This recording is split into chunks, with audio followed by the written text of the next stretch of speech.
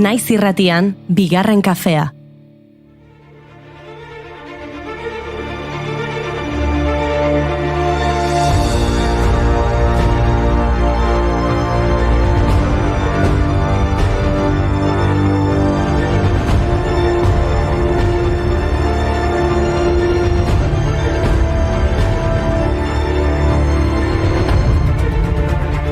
Egunon entzule eta ongi etorri gure kafetegira. Amaitu da zinemaldia eta gure ohiko estudiora itzuli gara. Hemen ez dugu alfombra gorririk, baina hau gure etxea da. Bueno, eta hemen ez dago torerorik. Pasaden astean maite dutez bat eskaini nion zezenketen munduari, eta jata urrezko maskorra irabazi du Rokarrei torerori buruzko dokumentalak. Hala ere, zinemarekin lotutako azken bi efemerideak aipatuko dizkizugu. Izan ere, gaurko egunez jaio ziren Monica Bellucci aktore italiarra eta Marion Cotillard aktore frantsesa. Zorionak bi zarrandi horiei. Take it all, you wanna watch it all, come on, take it all, come on now, show me how, you take it all, you want my love, are you in... Baina honezkero nazkatuko zintuztegun zinemaz etengabe aritzarekin beraz, hitz egin ezagun literaturaz. Gaurko egunez jaio zen Juan Mari Irigoyen Aranberri euskal idazlea, Babilonia eta Lur bat aratago eleberri ezagunen egilea adibidez. Babilonia 1989 idatzi zuen eleberria 19. mendeko Euskal Herrian girotuta dago, eta Babilonia eta Moabe baserrietako bi familien arteko historia, maitasunak, haserreak eta gora beherak belaunaldi kontatzen ditu. Eleberri honek urte hartako Euskadi literatura saria eta Espainiako kritika sariko euskarazko narratiba saria irabazi zituen. Eta Lur bat aratago euskaraz inoiz idatzi den eleberri mardulena da. 658 orrialderekin. Nafarroara garamatza egileak, familia handia da Etxegoien darrena, urte luzez erbestean egonak gaztelako inbasioari aurre egiteagatik, baina agintari berriekin ostera adiskidetuak. Protagonista etxeko seme bigarrena da, Joanes. Bi munduren artean sentitzen da etengabe. Arbasoen eroitasuna eta gurasoen pragmatismoa, zientziaren argia eta erlijioaren abaroa, tradizioaren babesa eta modernitatearen deia, lurra eta itsasoa, Europa eta Amerika. Bixi modu barri batera urrunian, nire ama maitxiaren besarkada, eta itxaren aholkuak oroimenian, ezer gutxi gehiagorekin aldian. 2013ko urrian ordea osasun arazoak zirela eta erretiroa hartu zuen, alboko esklerosi primarioa diagnostikatu zioten. Horrek bere jarduna gutxitzera behartu zuen, baina poesia lantzen segitu zuen. Horregatik, eutanasiaren aldeko aldarriak egin zituen hainbatetan. Olerki bat ere eskaini zion, letra txikiaz bada ere liburuan 2002an. Amodiozko gutuna. Azkenik gaitzako kerrera eginda 2023ko maiatzaren 17an hiltzen Juan Mari Irigoyen. Printzesa urrun baten izena duzu eutanasia, baina nik hurbilago nahi zintuzket. Maite baitzaitut. Eta ez baitut burutik baztertzen zu neure egiten noizbait, edo ni zeure hobeki. Zu eutanasia, ene azken orduko esperantza. Zu, ene azken atxa. Zu, ene buda errubikibira. Zu, ene balizko sufrimenduen aringarri. Zu, ene maitaleen maitale. Barkatu atrebentzia, urrengoan eutanasi deitzen badizut.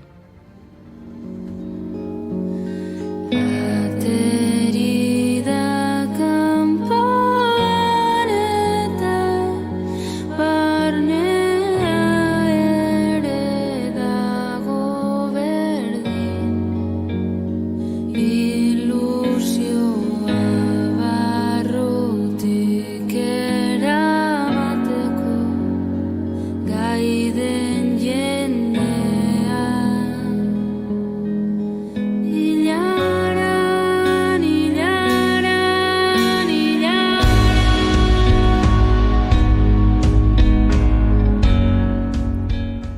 Iraiaren 30 idazle oparoa eman zigun euskaldunoi eta mundu mailan Nobel sari ugari utzi dizkigu, adibidez Elie Wiesel jatorriza errumaniarra zen eta frantsesez idazten zuen estatu batuari idazlea.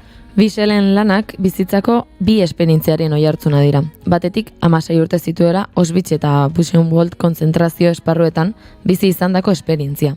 Eta bestetik saiten bizi izandako fede asidista. Bere lanetan egindako divulgazioari esker, bakearen Nobel saria eman zioten 1986 urtean.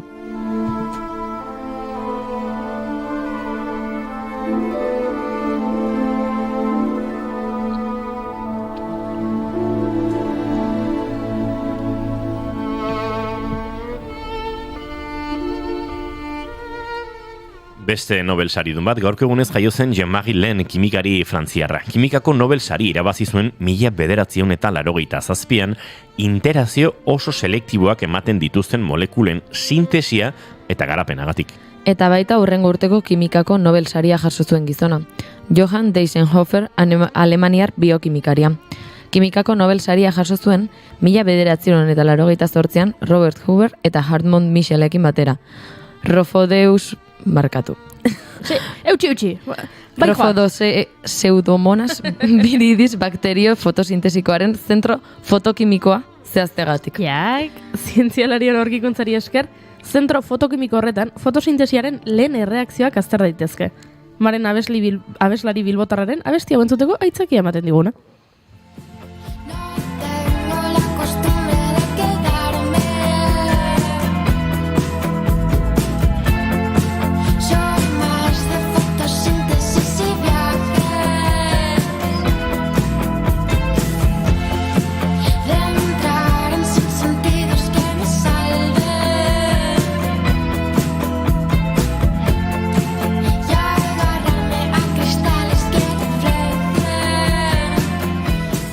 Jarraitu dezagun gure Nobeldunen bingoarekin. Gaurko egunez jaio zen baita ere Barry James Marshall australiar sendagile eta irakaslea 2005ko medikuntzako Nobel saria jaso zuen Robin Warrenekin batera. Helicobacter pylori bakterioa berraurkitzeagatik eta ultzera peptiko gehienak sortzen dituztela frogatzeagatik. Eta gaurko egunez zendu zen 2011ko medikuntzako Nobel sariduna, Ralph Barbin Steinman, inmunologo kanadarra. Tamalez, egun berean jaso genituen bi albisteak. Medikuntzako Nobel saria irabazi zuela eta hil egin zela pankreatako minbiziaren ondorioz. Itxaron, baina nola da posible? Nobel sarian arauetako bat ez da saririk ez ematea hildako pertsonei? Bai, baina ez zekiten hilda zegoela. Saria berari emateko erabakia hartu zutenean, komiteko inork ez zekien zendu egin zela. Beraz, saria mantentzea erabaki zuten. Perché attraversi i corpi e contamini i pensieri, perché chiudi i miei occhi rossi e sai riaprirli neri, tu che l'amore non si crea, non si distrugge, si modifica, meriti quest'anno il Nobel per la chimica. Per le nuvole che tocchi, le scalate sugli specchi, tu che datemi una leva e ti solleverò gli occhi, sei l'acqua che sale dalla diga, un Ryanair verso l'America. Aizu eta bide batez zorionak itzultzaileei, 1981 geroztik Itzulpengintzaren nazioarteko federazioak iraiaren 30an ospatzen du Itzulpengintzaren nazioarteko eguna. Lanbide horrek gero eta globalizatuagoa den mundu honetan duen balio izugarria nabarmentzeko. Hori da, zorionak, happy day, buen dia, felicidades, eta bazpare ez dut jarraituko. Ez. Eta gaur podcasten nazioarteko eguna da. Are gehiago, gaur nazioarteko egun honen 10. urteurrena da. Oh? Steve Lee Modern Life Network webgunearen sortzaileak sortu zuen egun hau 2014an.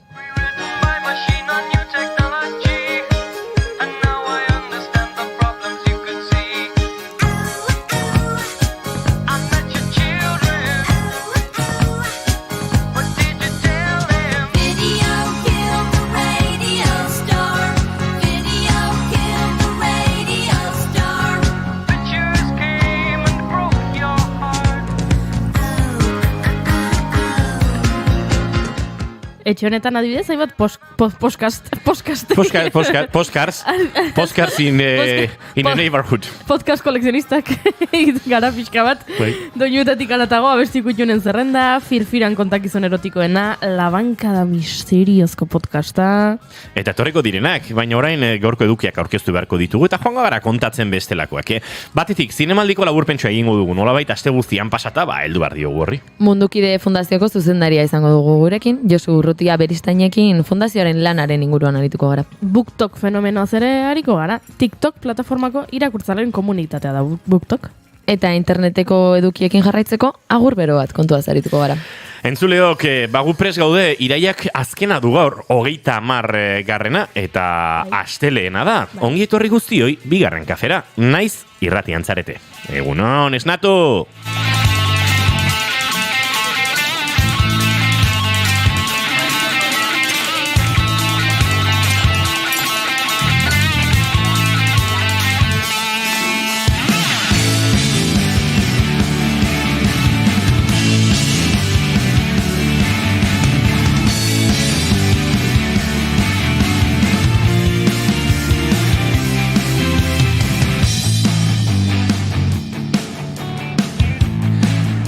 Zuekin entzule zareten horiek, romatetar, ibargurentar, june. Zezaia, Bai, egunon. Eta zuekin entzuleok, ezeizatar, arandiatar, goiuri. Ni neu. Bai? Bai. Eskerrak. Bai, ni neu. Egunon. Egunon. Ongitorri, Ongitorri. Ondo? Bai. Santu zara? Bai.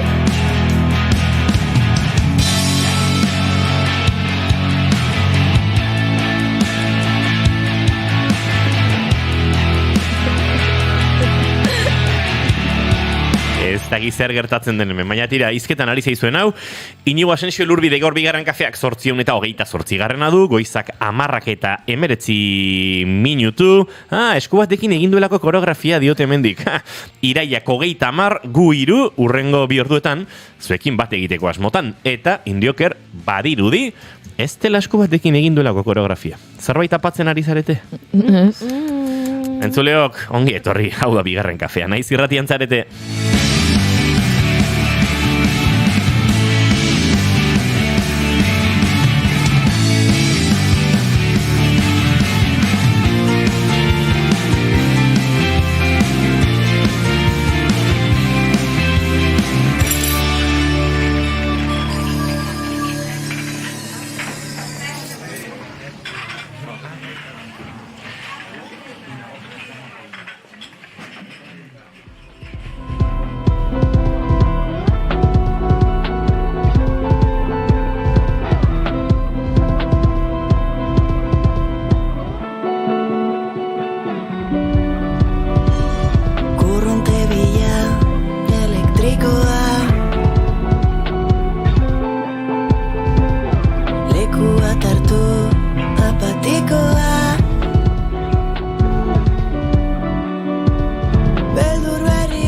Olat Salvadorren berrien ari gara entzuten, zarataz haratago zainak eman bere lan berritik, 2. kantua, Alba Morenarekin batera egiten duena.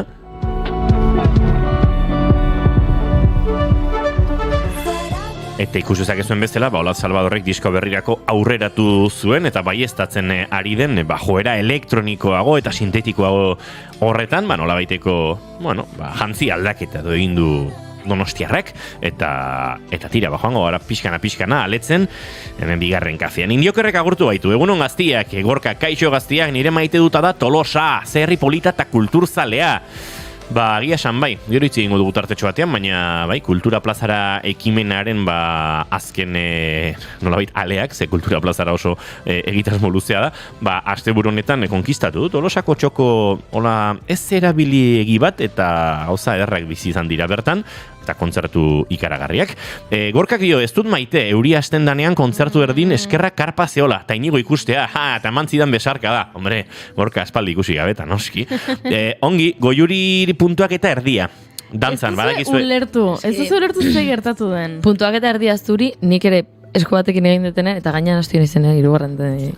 Beraz, esan dezakegu pelota dizula zuri, June? Ondo. Eta gainera, ez zarete konturatu baino, June eta ni Inigo imitatzen ari ginen. Inigok bapatean egiten ditulako hemen irratian bere luzaketa piraguistikoak, eta orduan behar zen besoa luzatzen, sarrera irakurtzen ari zen bitartean, eta June eta biok erabaki dugu Inigo Bai, imitatzea. Beraz, puntuak eta erdia Goiurirentzat barin bada, puntuak eta erdia Junerentzat, eta zer puntuak eta Inigorentzat. Niretzat 0 zergatik. Bueno, zu izan zerelako azia. Ara?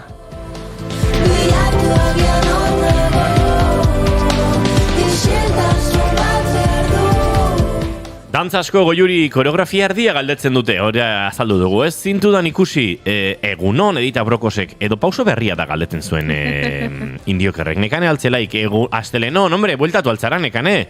Saretan ikusten zaituztegu, jarraitzen zaituztegu, badakigu zertan zabiltzaten. Edita Brokosek Inigo Goiuri, June kaixo egunon.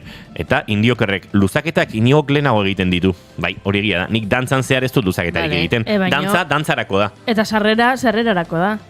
Baina hitz egin daiteke beso bat luzatzen ari zaren bitartean. Dantza ere egin daiteke beso bat luzatzen ari zaren bitartean, ni dantza eserita egiten dut. Bai. Dantza egin daiteke luzaketa egin duzun bitartean. Zergatik ez. Nik gorputuztiarekin dantzatzen dute. Ez da ez ikusi garriti bera. Bueno, ezin. Belarriak ere mugitzen dituzu? Ez daukat gaitasun hori. Eta Junena bai dio Indiokerrek konturatu nahi zozea arraro egin duela, baina, beno. Bueno, June, zein da zure maite duta? Nere maite duta da, ez maite dut nasketa bat. Jo. Nere maite duta da, bueno, jakin genuen Maggie Smith Anderea zitzaigula pasaden astean, eta egia da, nik momentuan ikusi nuenean, malkotxo batzuk eskapo egin zidatela. Maite dut den pertsonagatik, edo izan den pertsonagatik, egin dituen lan guztiengatik, eta, bueno, ez zinean bakarrik, bai antzerkian, bai telesaietan, denetarik egin duen emakumea izan delako, nik noski Harry Potterreko filmetako McGonagall andereñoaren paperean ezagutu nuen, baina bueno, beste hainbat pertsonai ere gustatzen zaizkitu ere, Sister Acten daukan papera ere zoragarria da, baina maite ez dudana alde horretatik ez da hildela edo horrelako ezer izan da, sentitzen naizela errudun hildelako.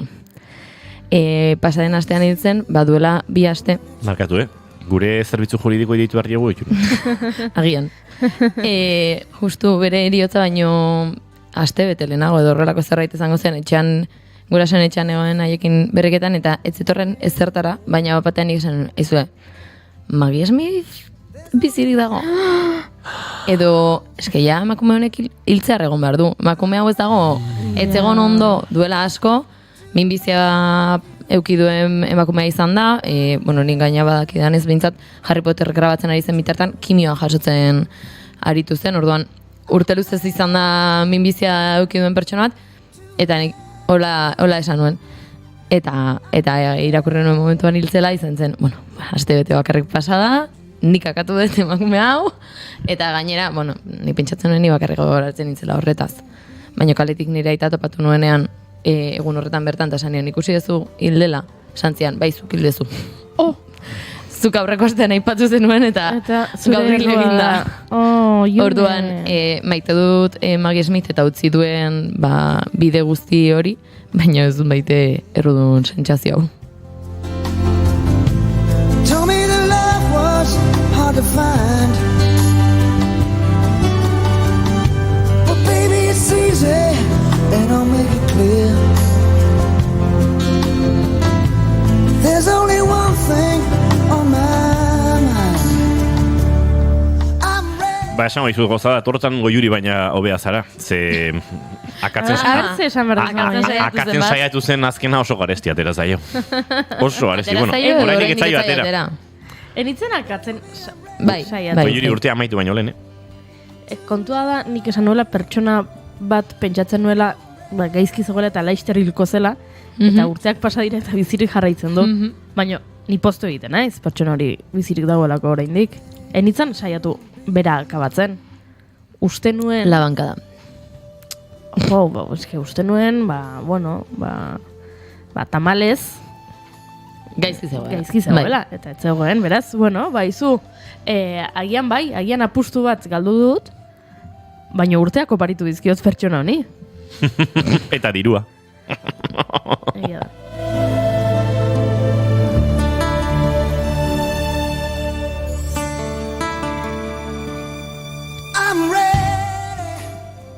Zu edo ni?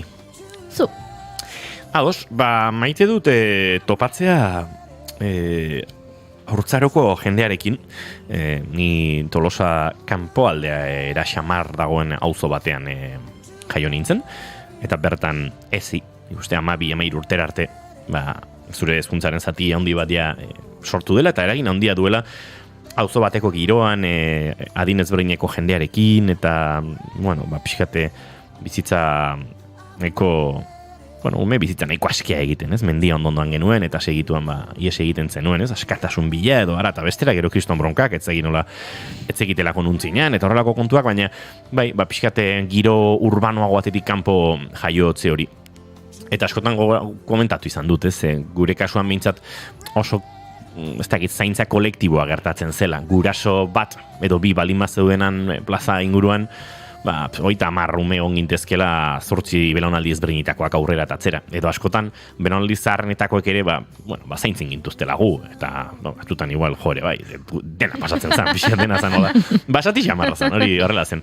Eta, antxe, Tolosako Sputnik etxe, niri gustatzen zaizkit jendeario zitsusiak egiten zaizkio oso altu, eta horako proiektu arkitektoniko nahiko estrafalari izan ziren hortan, eta arkitektura sari asko jaso zituzten. Hor, N bat errepidetik, autobidetik ikusten dira etxe altu naranja horiska batzuk. Dendariek ere zaintzen gintuzten. Han, ez dakit, Tere eta Patxi Arakinek zaintzen gintuzten, gomak lortzen zizkiguten tiragomak egiteko, eta ez dakit, Juanjo eta Maitek askotan aserratzen ziren guk baloia supermerkatuaren kontra jotzen genuelako, baina gero eurek ere zaintzen ziguten. Edo euren semeak baloia joaten zarean orontzi erraldoi hoietara, nola eskalatzaia, eta, edurne pasabanekin 8.000 espedizioak egindakoa zen hasier, antxe bera geizten zen eskalatzen paretetik eta baloiak rekuperatzen zizkigun, edo Vicenteren dendara joaten ginen, ura edatera, eta antxe esaten zigun, edan poliki mina ingo dizuta, kalte ingo dizuta.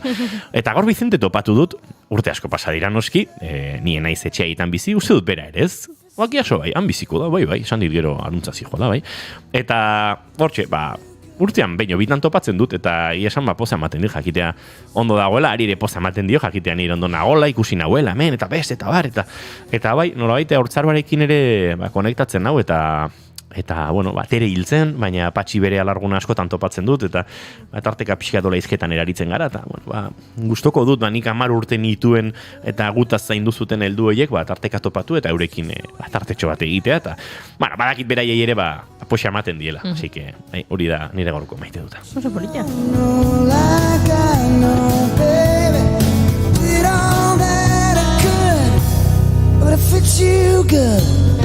Eta garai hau ere gainditu dut, baina uste dut momentu haietan ere bizitzan Bryan Adams dela erreferente musikal ezinbesteko bat, MTV Unplugged eta 1987 da, artean nik 2 urte nituen, eta MTV Unplugged honen sonidoarekin flipatu nuen, DVD-a nuen, dere disko guztiak entzuten nituen, eta gero egia da urteekin, nien naiz letrak errexegi ulertzen dituen horietakoa ingelesez, nahiko pasatzen zaizkit ezpadio eta atentzioa jartzen, baina Bryan Adamsen letra batzuk oso errex entzuten dira, oso errex ulertzen dira, eta tira, ziurrenik haurtzaroan ulertu izan banitu, betzizkian hain beste gustatuko, baina, ez txarrik esaten duelako, baina egia da oso romantizismo arketipikoan erortzen dela, eta, horrelakoak gertatzen dira, baina disko hau asko maite dut, eta Bryan Adams Bilbora dator azaroan, eta uste dut, norait haurtzaroarekin konektatzeko ere, bueltaske egin barko dela handik, eta ikusi dagoeneko otagoakoa zahartuta egongo delako,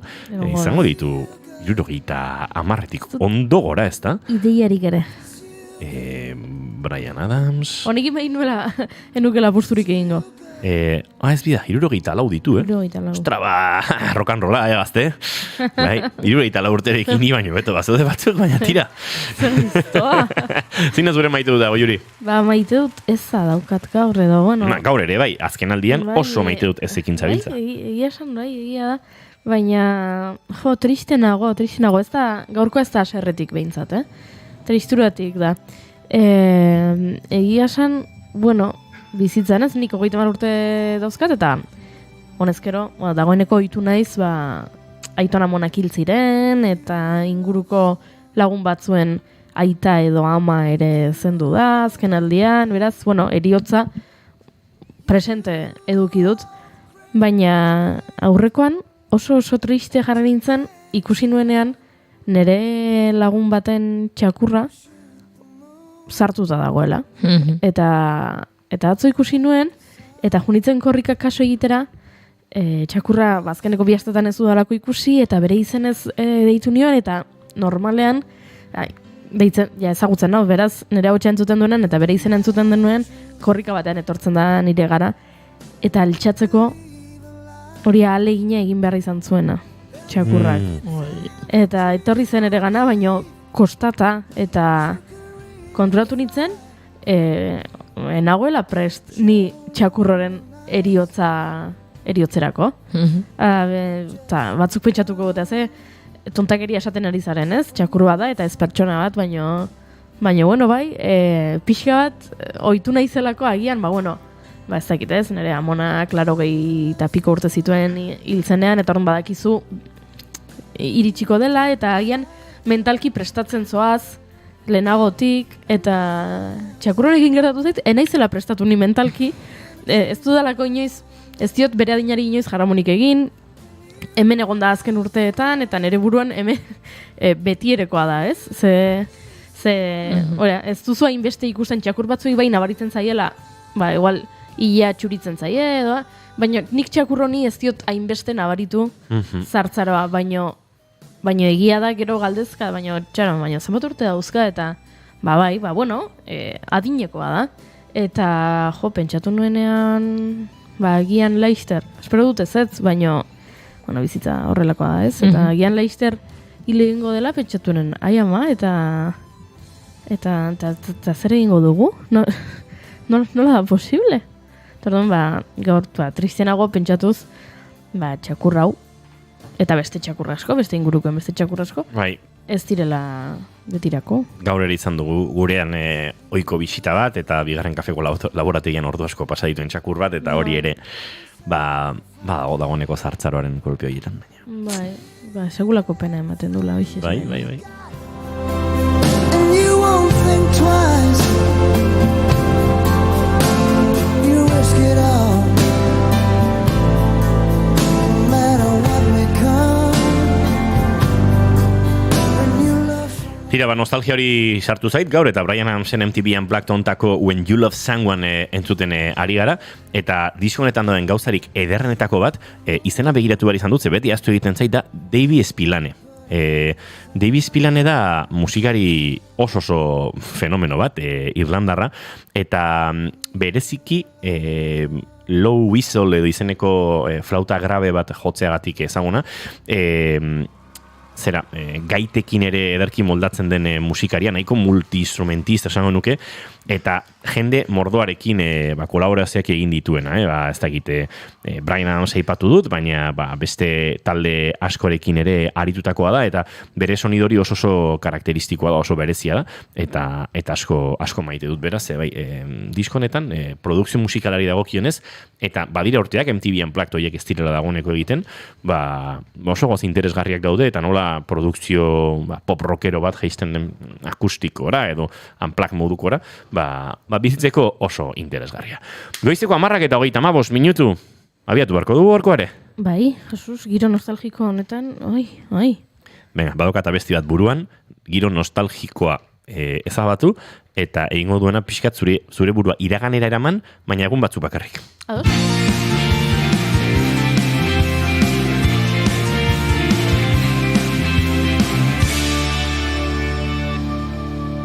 Bigarrenak ez direlako beti okerragoak, bigarren kafea. You got the cinema.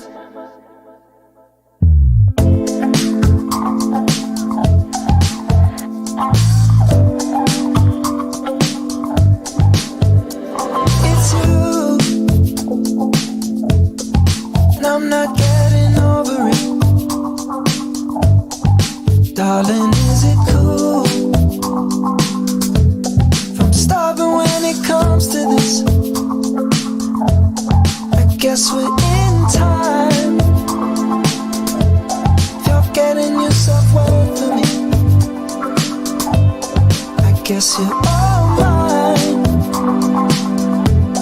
You're sleeping in this bed with me. I just think you're cool. I dig your cinnamon. Do you think I'm cool too? Or am I too into you? Tell me what you want and you got it all. I wanna know you, give me all you got. That cinnamon, that cinnamon. It's you. Bai, zinema giroan kokatuko gara entzuleok, zinemaldia amaitu berri da, baina aste guztia zinemaldia gora eta zinemaldia bera aritu eta gero guk tartetxo bat ere hartu behar genuen, olabait zinemaldiari erreparatzeko, aste buruan, jakin ditugu, nor izan diren sarituak, zer dagoen ospatzeko, zerrez, bueno, ospatzeko, bakoitzak ospatuko zuen nahi zuena, ez, baina horri guztiari erreparatu behar diogu, zinemaldian gurekin ere aste guztian dozena pare bat pelikula ikusten ibili dena Imanol González Gurrutxaga. Ibili parrandan da ipurdi biztan. Egunon? Egunon. Claro, Jesukriston zanbrakin. Imanol triste dago. Zabra baino gehiago, naur gau pixkat gaixo. Ara? Zakit, hotza pasaeten aste buruntan. Ipurdi biztan ibili aiz. Claro. Gabardin aztekatea. Ja. Aizu, egia da zinemareto batzuk, zinemaldi honetan. Hotza pasatzen, nik erotza pasadut. Bai. Eta ja denagotin etorren pixka gaixo, mukikin, estarri hartuta, orduan, nik uste izan dela denan batuketa bat. Zure Instagramen ikusi dugun gabardina ekain albiterena zen? Bai. Nire Instagramen azaltzen den elegantzia gehiena. Ekain albiterena.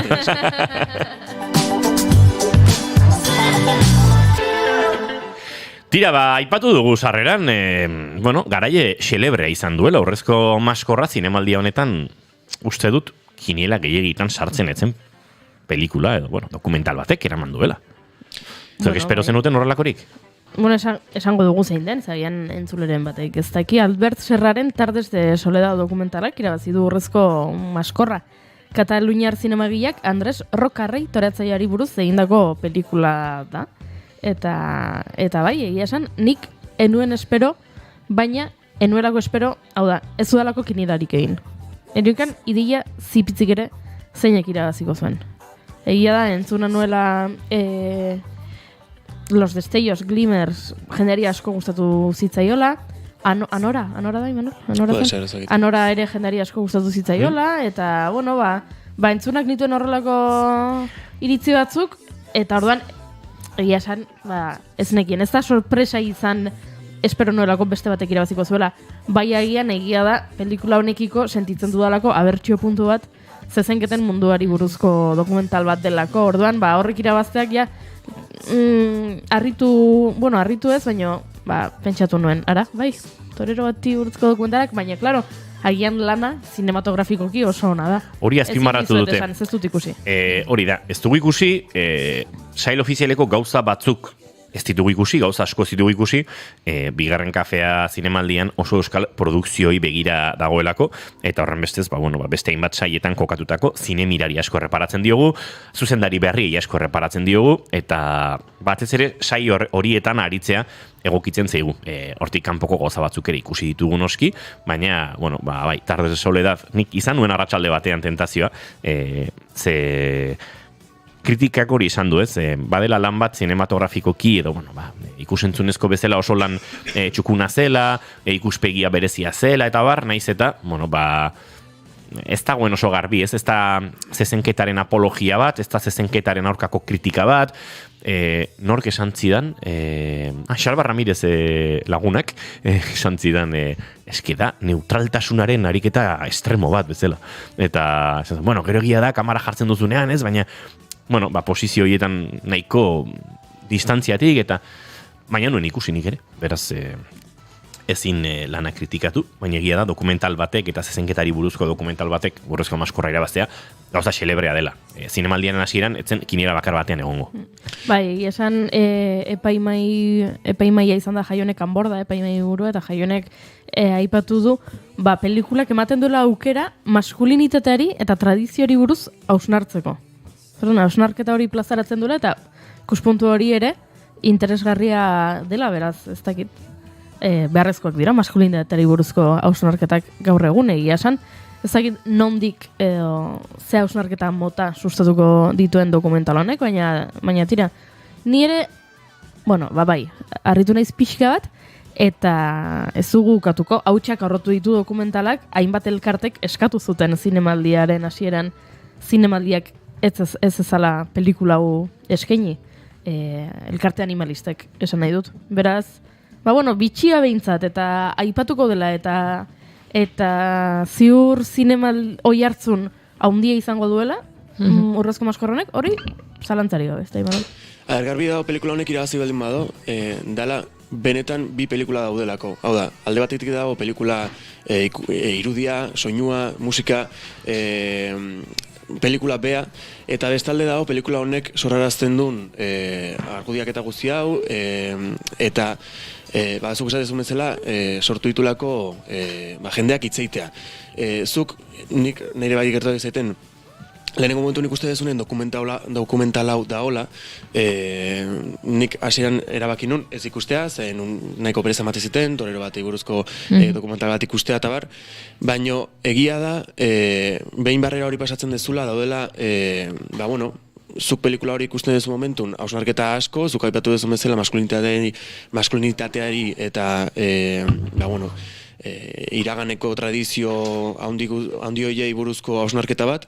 Orduan, egia da, zu ikusle bezala, pelikula ikustea jotezan momentun, sortatzaizkizula bide ezberdin batzuk, eta bide horiek edo hartzituzu, edo ikuste dezu, edo ikuste dezu torero bati buruzko historia bat, edo ikuste dezu horren atzetik dauden hausnarketa guzti horiek. Orduan, horretik iruditzen zait, parte handi baten irabazi sari hau, ze hori ez da gelditzen pelikula gutxu baten, ez da gelditzen bakarrik historian, baizik eta joten da pixka taratago.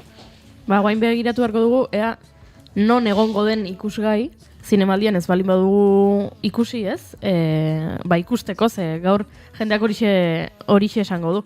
Urrezko Maskorra irabazi du, orain zer, non ikusi daiteke, ez daukat ideiarik ere. Badakit Movistarrek bestu duela, beraz, pentsatzen dut Movistar Plus da? Edo Movistar? Movistar Plus. Ja, Movistar Plusen ziur naiz Laster ikusteko aukera izango dugula, ze esan bezala, beraiek babestu dute zinemaldiko beste hainbat dokumental bezala. Tartean, kulinari zinemako saria irabazi duen Mugaritz sinpan ni postre dokumentala. Ura ere Movistarren lantaldea egonda bertan, eta Laster ikusiko da Movistarren baita ere, eta kulinari zinema, bertako jatetxe bati buruzkoa, eta badakit entzun dut lantaldea oso pozik dagoela, Mugaritzeko lantaldea oso pozik dagoela, eta hori bai ikusi genuela. Tartes de soledad ez, baino Mugaritz sinpan ni postre bai. Beraz, haizu, gustatu zitzaigun, eta zorionak lantalde osoari, ze interesgarria da dokumentala. Eta lantaleko kide bat gurean izan genuen, Jon Ezeiza Arandia, eta hauxe kontatu zigun. Egin zen aukera zen, bide jorratuetatik ez joatea, pixkate beste bideo batzuk bilatzea, eta dokumentalak erakusten dena hori da, prozesu kreatibo hori, 6 hilabetan zehar, nola jatetxa berriro zerotikan azengean irikitzen, plater horiek nola iristen diran azkenen maira, eta dokumentalen erakusten dena gaina da garrantzitsuna bidea dela, ez da emaitza. Dokumentala ikustera juten da jendeak ikusiko du, azkenean ez dakizula zein den emaitza. Emaitza, da bigarren mailako garrantzia daka. Garrantzitsuna da bidea, eta bidea nola egiten duzun. Eta zalantza horiek nola argitzen dituzun. Eta hori erakusten da dokumentalean. Hori erakusten da Mugaritz sinpan ni postre dokumentalean. Hori guk alare, irabazi du kulinari zinema, baina guk hemendik aldarria egingo dugu guri gustatzen zaigula jatetxe batera joaten garenean, ogia eta postre edukitzea, Osondo Mugaritz munduko jatetxe honenetako bat izango da, baina sinpan ni postre guri itzaigu hainbeste gustatzen. Guk nahi dugu ogia eta postrea, beraz, zorionak sariaren gatik, baina ez, ogia eta postrea guretzat. Bida, ni ba naiz pixkatu, sinpan ni postre. Eskezu, hortan ere. Berezia. Berezia hortan ere, bai. Egia esan, ogia, segun eta zer jateko. Nik badakizu eso tripaki zalean izela, eta tripaki atzu jateko, ogia behar dut. Behar duzu. Bai. Hori ba. Baina, bai, orokorrenik nire egunerokoan ez dut ogia jaten. Gero jatetxe batera balin manoa, eta taberna batera, bai, ogia ateratzen dute, jaten dut. Baina, eta postezalea naizela ere badakizue. Normalan nire postea beti izaten da gazia den kolpetxo bat. Azken aragi puxketa, edo gazta pixkat. Gaietak ekarriko ditut goiuri. Ez, baina zure gaietak salbuespen badira, June. Zure gaietak postra dia, sentitzen da. Dailo bit. Jarriko gaina olaka gainean postrea. Ogirik ez, nik nahi agut ogirik ez, baina tripakiekin ogia behar dut. Postra, ni nahi agut postrarik ez, baina gaieta horiek jango ditut. Salbuespenean bizi da gizon hau. Ikusi dugu. Venga, bagoazen gauza gehiago komentatzea, ze aizu, asko poztu ginen, Patricia López Arnaiz, Gasteiztar aktorearen sariaren gatik. Euskal zinemagintzari ere iritsi zaio nolabait, zinemalditik saritxo hau, ze interpretazio onenaren zilarrezko maskorra. Irabazi du Los Estellos, Glimmer, pelikularen gatik Pilar Palomerok, Eider Rodriguezen narrazio batean oinarrituta zuzendu duen filman egindako lanagatik. Eta egia esan, Patricia López Arnaiz hainbeste gustatzen zaigu. Honek bai ez gaituela harritu, honek ez dituela hutsak harrotuko, ze Patricia López Arnaizek sari guztiak merezi ditu. Egia esan bai. Eta esango nuke, aurtengo goietarako dagoeneko esan dezakegula, badela, hola pixkate kinielan sartu beharreko izen horietako bat. Eta zoragarri baita ere Pilar Palomero zuzendari bezala ikusi genuen, adibidez La Maternal pelikula uste dut zinemaldian estrenatu zela baita ere bai.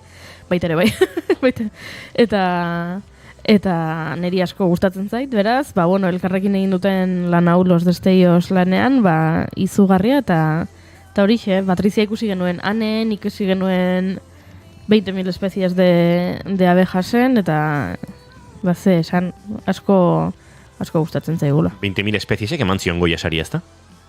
Uste dut baietz. Patricia López Arnaizi, bai. Uste dut baietz. Bai, estatuko dugu momentu batean, baina bai.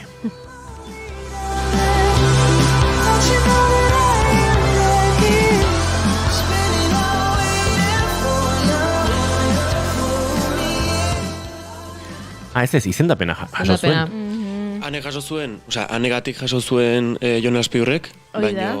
Aktore berri onenaren saria. Txutxin, beraz, Patricia López Arnaizek ez dauka Goya saririk? Nere buruan bazuen? Agian ikusi duzu izendatuta eta... Malagako zinema jaialdean eman zioten. Goietan izendapena ez. Goietan dauka anegatik. Hori da, anerekin irabazi zuen, beraz? Bai. Hala, nik erabat alrebez uste nuen. Bueno. Bai. Baina badauka bintzat. Bai. Zerbaitekin ondari zinen, inigo. Bai, zerbaitekin ari nintzen ondo, bai.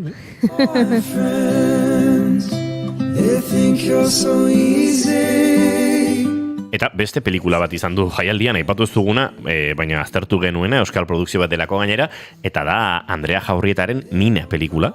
Eta iritsi zinen ikustari, Manol? Ez,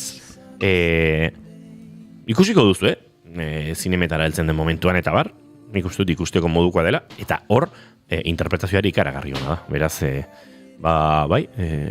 badauka zer ospatua Patricia López Arnaiz berak, eta tira, jaso du esan da bezala, zilarrezko maskor hori Donostiako zinemaldian. Aipamen oso berezia ere, asko gustatu zitzaigun lan batek jaso duena, Goiuri, Pello Gutierrezen erreplikak hain zuzen ere. Bai, zeba gustatu zitzaigun utxunen inguruko pelikula edo dokumental hau, Peioren aita zinemagilea zen, eta bera hil zenean Peiok erabaki zuen, bere lanetan harakatuz, zerbait egingo zuela, eta bertan topatu zuen, aita grabatzen hasitako dokumental batean, dokumental erdia falta zela, eta hortik abiatuta, dokumental erdi hori aitzakiatzat hartuta, utxunen inguruko lan bat egin du, asko gustatu zitzaiguna, oso historio politia kontatzen duena lapurreta baten ingurukoa baita ere, Ama Virginia desagertu zenekoa, eta Irizar sariko epaimaiaren aipamen berezia jaso du, beraz,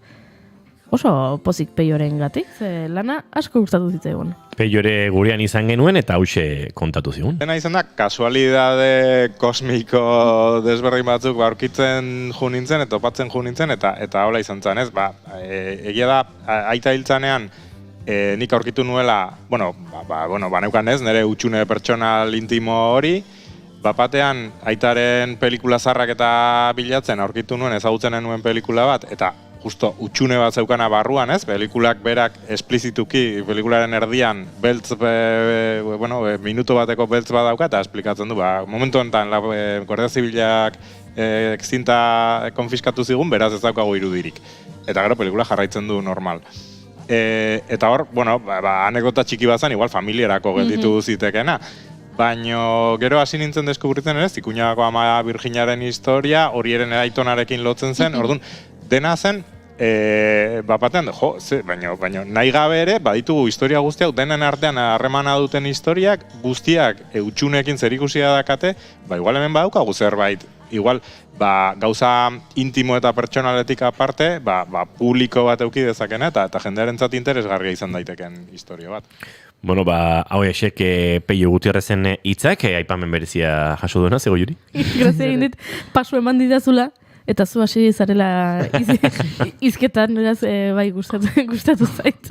Grazia egin dit, besterik gabe. Ez, aipatu nahi nuen pixka bat zinemaldia borobiltzeko, Rebordinos zinemaldiko zuzendariak valorazio moduko bat egin duela horla azkar batean, ze iritsiko dira aurrerago sakonean egindako beste hainbat, baina azken 14 urtetako ediziorek onena izan dela, ze izan ere publikori dagokionaz 160.000 ikusleen langa gainditu du aurtengo zinemaldiak, beraz aipatu genuen gurean ere jendea geroz eta gutxiago joaten dela zinema aretoetara, hori ere aipatu ziguten Moriarty tarrek uste dut esan zutela, Izei Beño Iñedarrak ere aipatu zuela esango nuke, baina begira zinemaldian, bai, jendea joaten dela, eta 160.000 ikusle, ez dela zenbaki zatxantxetakoa.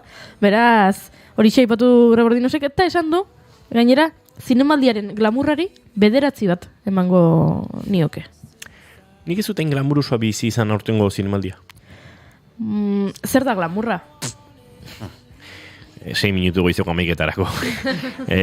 Proposamenekin egingo dugu aurrera, ze baditugu zinemaldi honetan ikusi dugunetik, 3 proposamen egiteko, eta urrengo asteetan zinema aretoetara iritsiko direnak, edota plataformetara iritsiko direnak. Egia da aldatu dela pixka bat zinemaldiaren esentzia hori ez, lehen den hasi joan zinera, orain plataforma asko hartzen duten olabait, jaialdien osteko estrenoaren eskubide hori, beraz, Goiuri zuk ze gomenduko diguzu?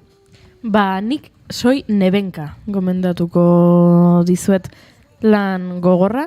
Nevenka Fernandezen kasuan oinarritzen dena, Nevenka 2000 urtean Ogasun zinegozia zen Ponferradako udalean, barkatu, eta bertan bere alderdikidea zen, hau da Alderdi Popularreko alkatea zen Ismael Albarezen jazarpena jasan zuen, eta beraz salatzea erabaki zuen. Garai eitan etzen bat ere ohiko horrelako salaketa, are gehiago izan zen horrelako arrazoi batengatik politikari bati jartzen zitzaion lehenengo salaketa. Eta horren inguruko pelikula egin du Biziar Boiainek, eta asko gustatu zitzaidan. Ze uste dut Iziarren eta lantaldearen orokorrean lantaldearen helburua izan dela thriller psikologiko moduko bat izateaz, sentitzen duzu Nevenkak sentitu zuen beldurra, sentitzen duzu Nevenkak sentitu zuen agobioa, eta aldi berean ematen dizu testu ingurua ulertzeko nolakoa zen.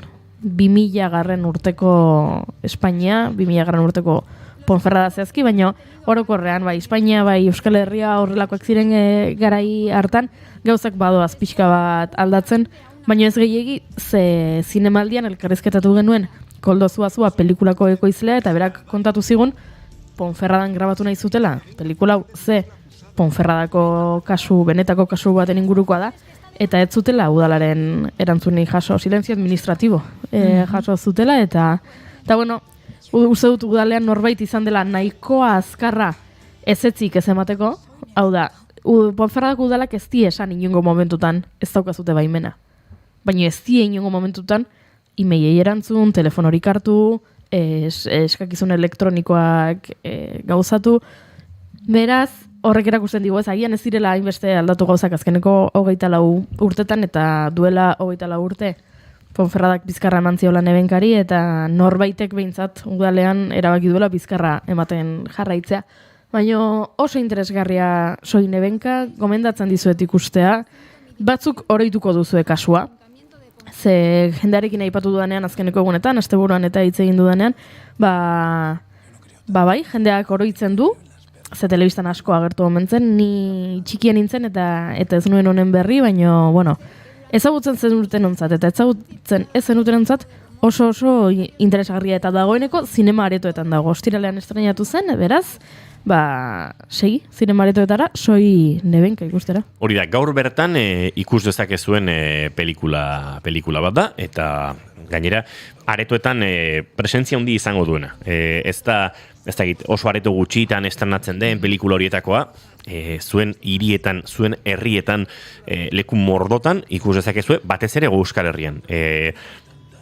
Ipar Euskal Herrian ikusteko, pentsatzen zailagoa izango dela, pelikulak baduelako oso Espainiar politikarekin, eta lotura, beraz, kaso zailagoa izango da, baina tira, hegoalderako txangotxo eginda topa dezakezu. Eta zuzait esatea, baina protagonistetako bat Urko Olazabal euskalduna da, Bilbon jaiotako aktorea, beraz, joan ikustera eta flipatu Urkok egiten duen lanarekin, ze benetan beldurra ematen da.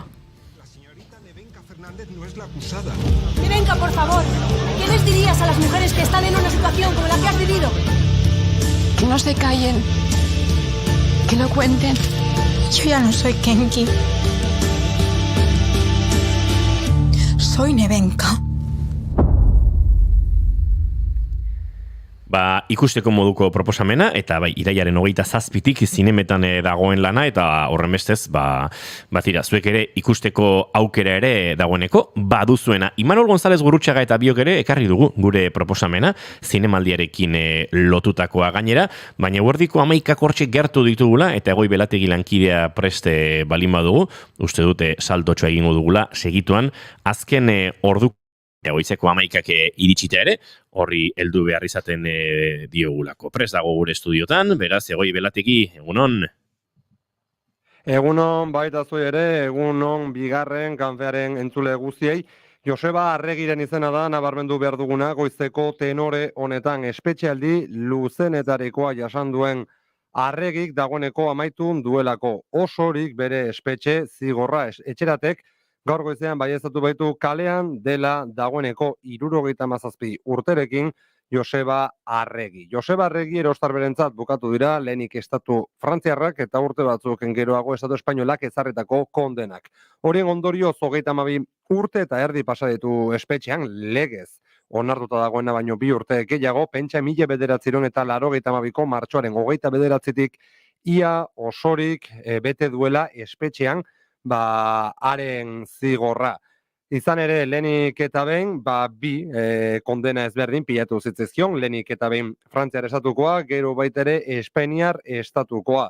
Bukaera arte luzatu dira baitere bere aurkako neurri bereziak batetik, aipatutako kondenena, baina baitere aipatu behar dugu Joseba Arregi behin baino gehiagotan larri izan dela gaixorik, eta gainera 2022 urtean 8 hilabetez etxean egon zen Joseba Arregi Lakuako gobernuak martuteneko tratamendu batzordearen eskaera berretsi ostean, baina gero fiskaltzak helegite aurkeztu zuen eta berriz espetxeratu zuten.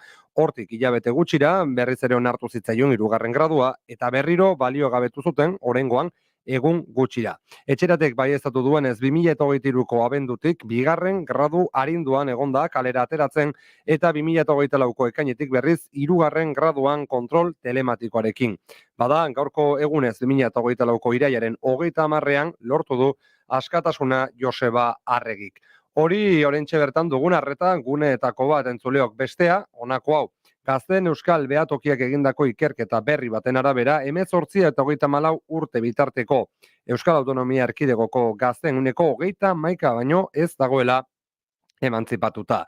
Hauen 52,4 bere jabetzako etxebizitza batean bizi da, baina gainontzekoak alokairuan, eta digarrena da alokairuan bizi direnen 80 ingururen arabera, haiek alokairuan bizi direla, gaur-gaurkoz ez delako aukera errealista bat, etxebizitza bat erostea, etxebizitzaren prezioaren prezio altua dela eta hobeto esan da barkatu, eta baita ondoriozko diru sarrerak txikiak direlako. Ongi iruditzen bazaizue, datu hauetan eguerdiko 12etatik aurrera sakonduko dugu informazioaren ariaren bigarren edizioan, eta ordura bitarte esanaz errepideak klase ditugula, konexio berriz ere bigarren kafera. Gero arte.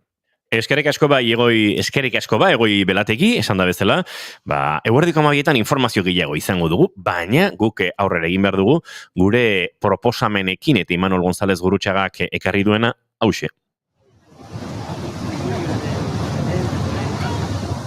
僕って言います。私も佐野です。佐野凪です。はい。すごい。よくある名前ですからね。いや、まあそうですね。Super Happy Forever.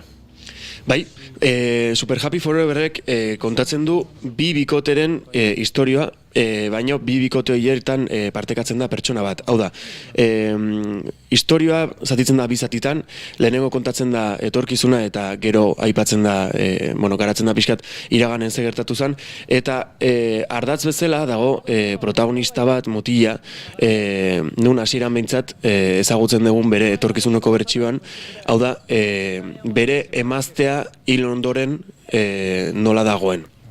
Bere lagunarekin bidaiatzen du hotel batea, bere emaztea, hildako emaztea ezagutu zuen hotel horta, eta pixkat ikuste dugu pertsonaia honen lehenagoko egoera eta ondorenekoa. Nola zan bere emaztea hil aurretik eta nola dan emaztea hil ondoren.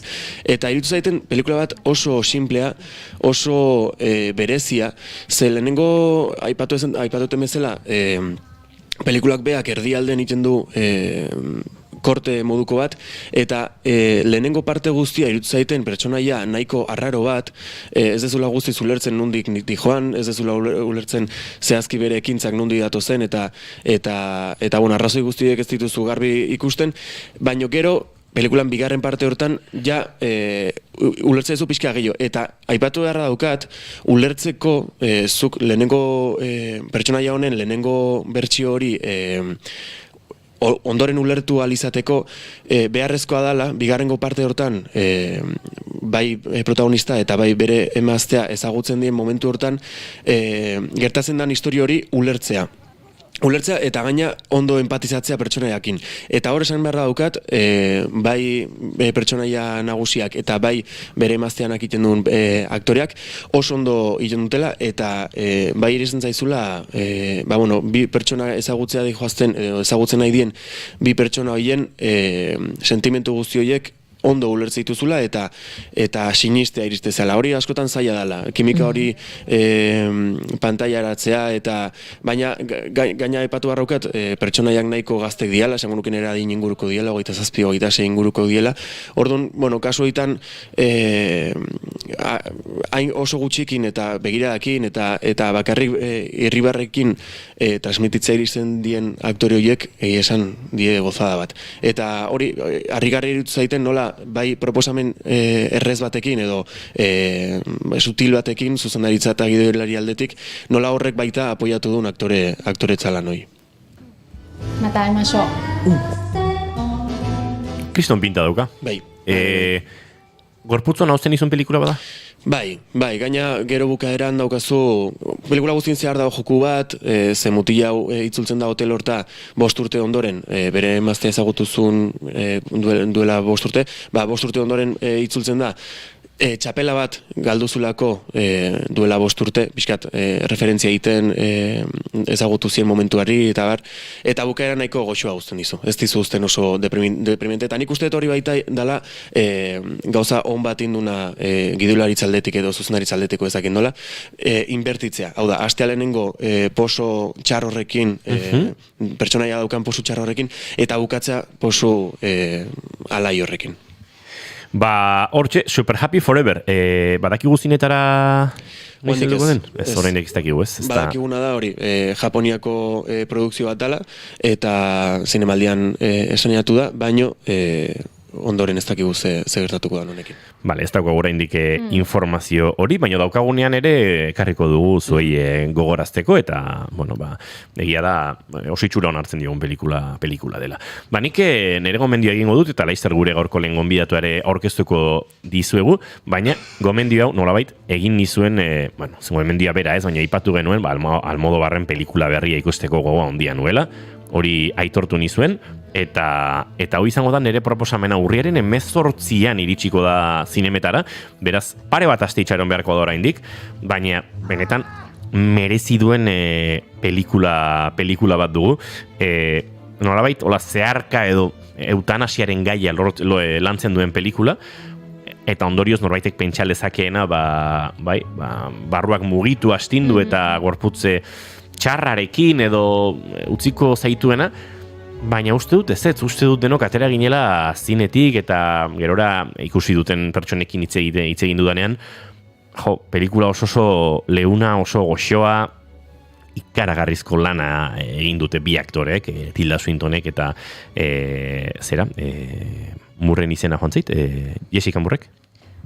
Julian Murren lana, ikaragarrizko lana egiten dute aktoralki, baina batez ere nik uste zuzendarian lana dagoela horrez, eta Almodóvarren ibilbide guztia jarraitu duenak ere, kize estiloko zina egiten duen, baina hemen ere nolabait eztabaida pixka bat badago, aurrekoan Maria Romero Laspiorrekin ere zerbait aipatu genuen, pelikula oso almodovarianoa den edo ez den, ez? Edo bat ere almodovarianoa ez den.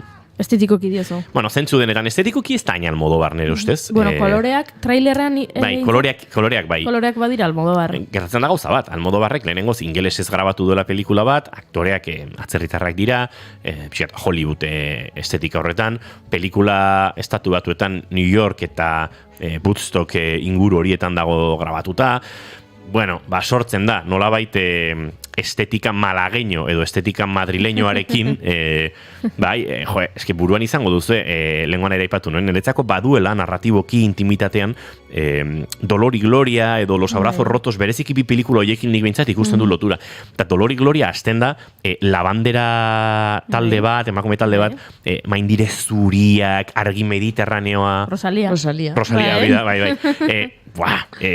Oso irudi espainola da, irudi oso ederra, oso indartsua, baina noski, New Yorkeko, ez da egite, Manhattaneko estetikarekin zerikusirik ez duena. Ez du, orduan. Badago, nolabait, nire ez austura bat, betiko Almodóvarrekin, baina baditu niretzat gauza batzuk, nahiko bere narratibarekin edo lerrokatutakoak. Pelikula oso fina, benetan hausnarketarako espazioa planteatzen duena, etzarete pelikula hortatik aterako ikusi izan ez bazenute bezala, baina ez dizue ostirala edo asteburua izorratuko pelikulak, izorratu, zentzurik onenean, ez batzen pelikula batzu guztien gaituzte hain hausnarkor, hain mugituta, hain, pixkata, asteburu aldatzen dizula, edo astea, ez? Honek ez, niretzat pelikula honek badu balsamikotik eta eriotzarekin harremana, denok dugu gure harreman partikularra eriotzarekin, izan daiteke ez dakit landuagoa, gogorragoa, danakoa, uste dut harreman hori zertxo bait goxatuta edo zertxo bait landuago ateratzen zarela pelikula hortatik eta zentzu horretan magikoa da. Beraz, La habitación de al lado, The Room Next Door. Oina, ikusteko gogoa, horrela salduta. Gogoa daukat, ikustu ezaztun komentatzeko. Horrela salduta. Gero egia da horrelakoetan, hainbesteko lorak botatzen dizkizunan lan bati, gero gertatzen dela, junda, eske, itzein zen idan eta gehiago espero nun, enuke nahi hori gertatzea, goiuri, baina, uste dute, ikusi beharreko pelikula bat dela, eta agertzen dira elementu asko ere, aizpatasuna, badago mamia, eta mami hori goza dezazuela espero dugu. Imanol González Gurrutxaga, laizter arte, zinemaldia amaitu da, baina tira, datorren aster arte printzipioz, lehenago ezpalin badaukagu bestelako gairik jorratzeko eta zine giroko zer. Edo, gerora gaurko saioren amaieran nahi baduzu gurekin berriro juntatu eta nola da, agur bero bat Instagrameko kontuari buruz hitz egin. Bai. Ikusi duzu? Bai. Guapoa, Bai. Osa, ikusi dut gutxi, baino... Ba, ez dira inbeste, duela gutxi sortu den kontua delako, gero ikusiko dugu lehen publikazioa, ni gogoratzen dut lehen publikazioa Gatiburen, Alex Arduiren, deklarazio zorigaitzeko hoien giroan. Uste dut hortik jaio zela. Posible, ez? Hora bilatzen da. Gero aipatuko dugu, beraz, Imanol gero arte, nahi baduzu. Venga. Eta guok aurrera egingo dugu, goizeko 11:11 minutu, eta esan dugu, gaur gure urrengo gonbidatua ere, aurkeztu behar genizuela, eta promesak betezaleak gara, tarteka bada behintzat.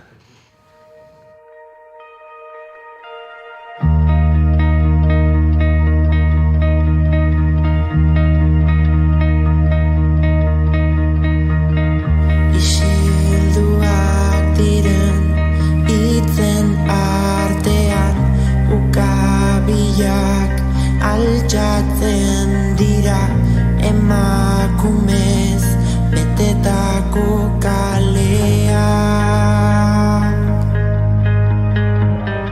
Isilduak diren ume oiuak urrutitik entzuten dira ambulantzen.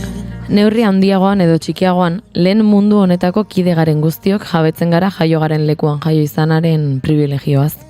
Eta kasu askotan, kontzientzia horrek bultzatzen gaitu zorte hori ez dutenekiko elkartasunez jokatzera. Hala hasten da haien aurkezpena webgunean, baina zeinen aurkezpena da hori.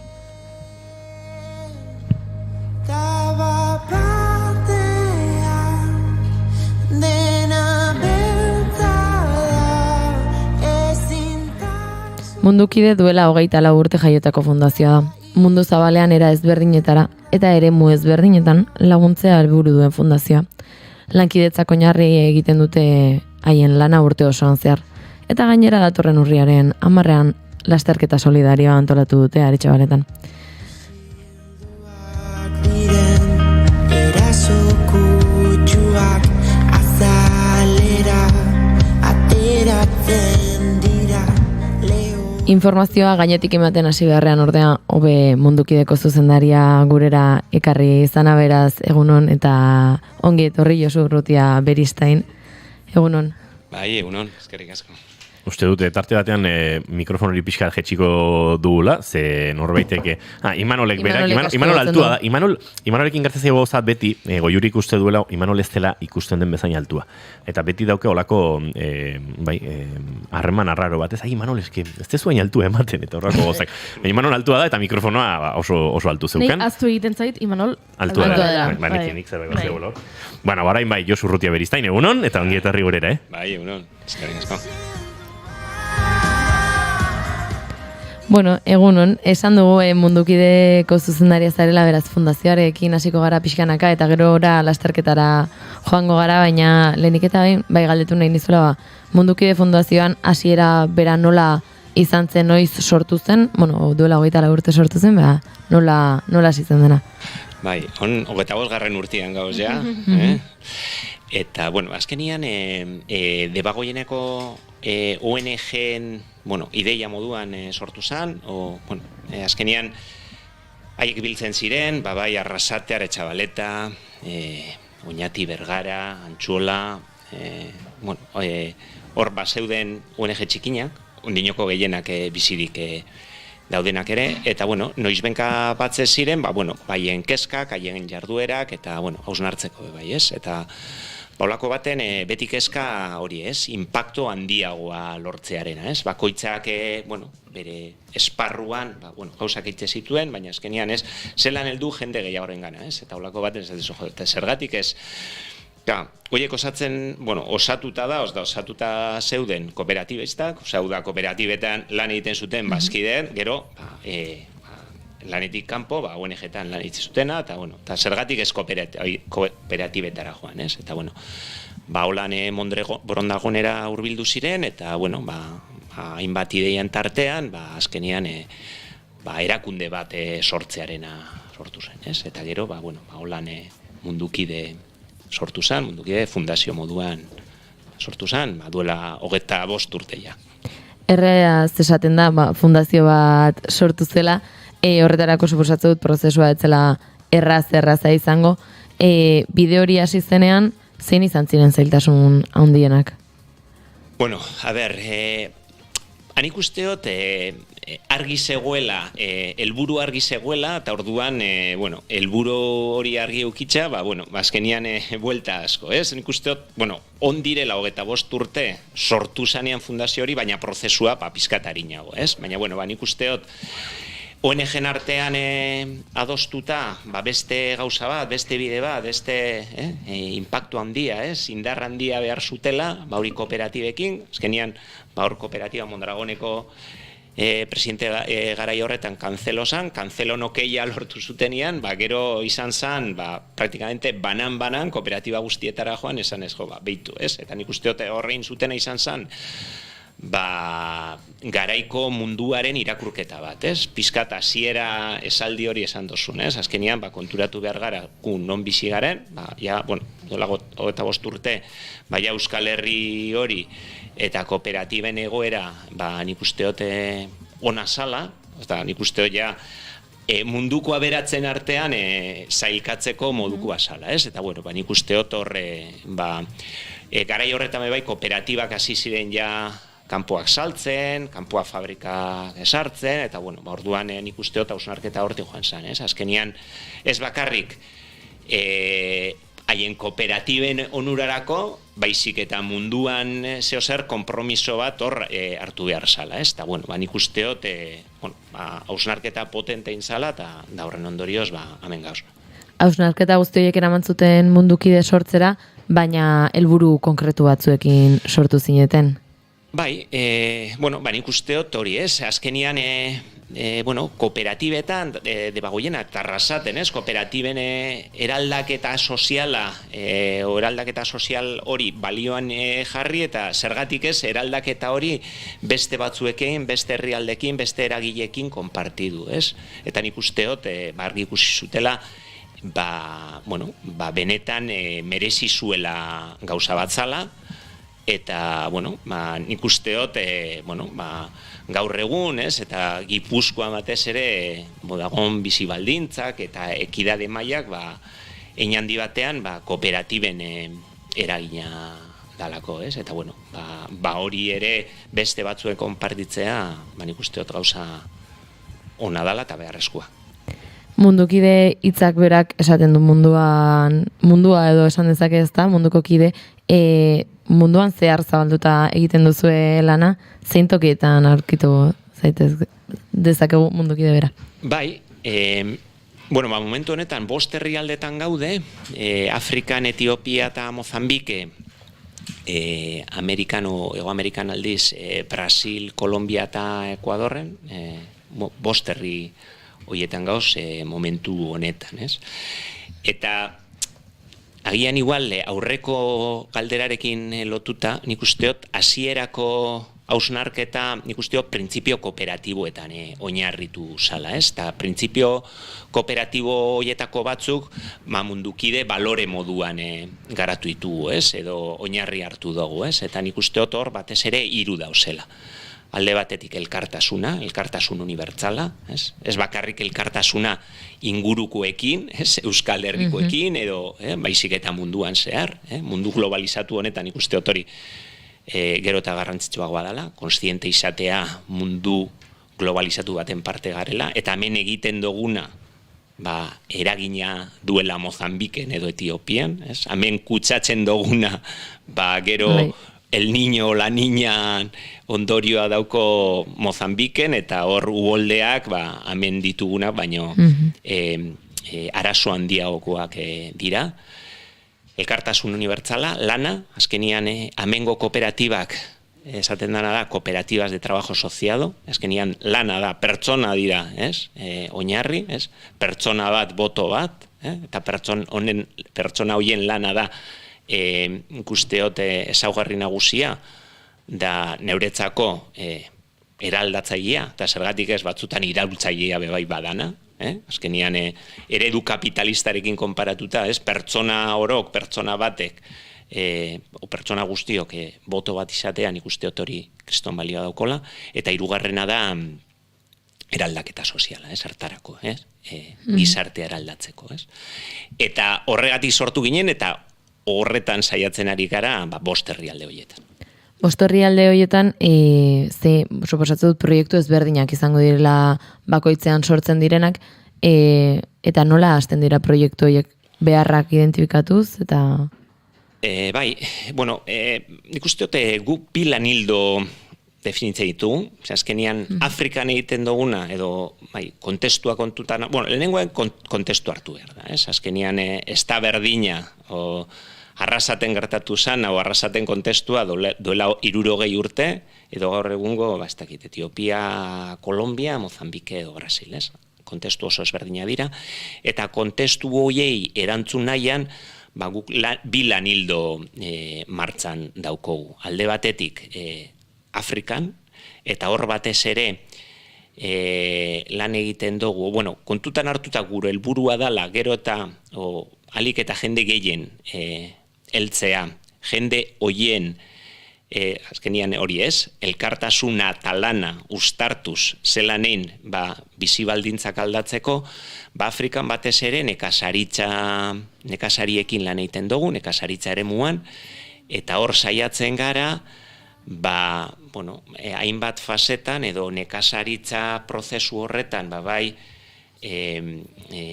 ongarriak, bai hornitzaile lanak egin, azkenian oso urrun, oso baztertuta dagoen nekazarei ongarriak eramaten laguntzeko. Gero baita ere saiatzen gara prozesuak edo ustak lantzen laguntzen, eta horretarako erabiltzen dugu beste nekazari batzuk, azkenian hor Latinoamerikan esaten da formazion campesino, beste nekazari batzuk dira nekazari horiek laguntza dituztenak, eta gero ureztapen sistemakin, eta gero baita ere merkaturatze edo salmenta prozesuan. Hori, eta momentu honetan Afrikan 14.000 nekazari egin, baino gehiagorekin lanean ari gara, eta prozeso horietan guztietan, salmentak edo nekazari horiek jaso dituztenak, adibidez 2023 urtean 2 milioitik gora euro dagoz edo lagundu dugu lortzen. Amerikan aldiz, hor bai kooperatibekin lan egiten dugu.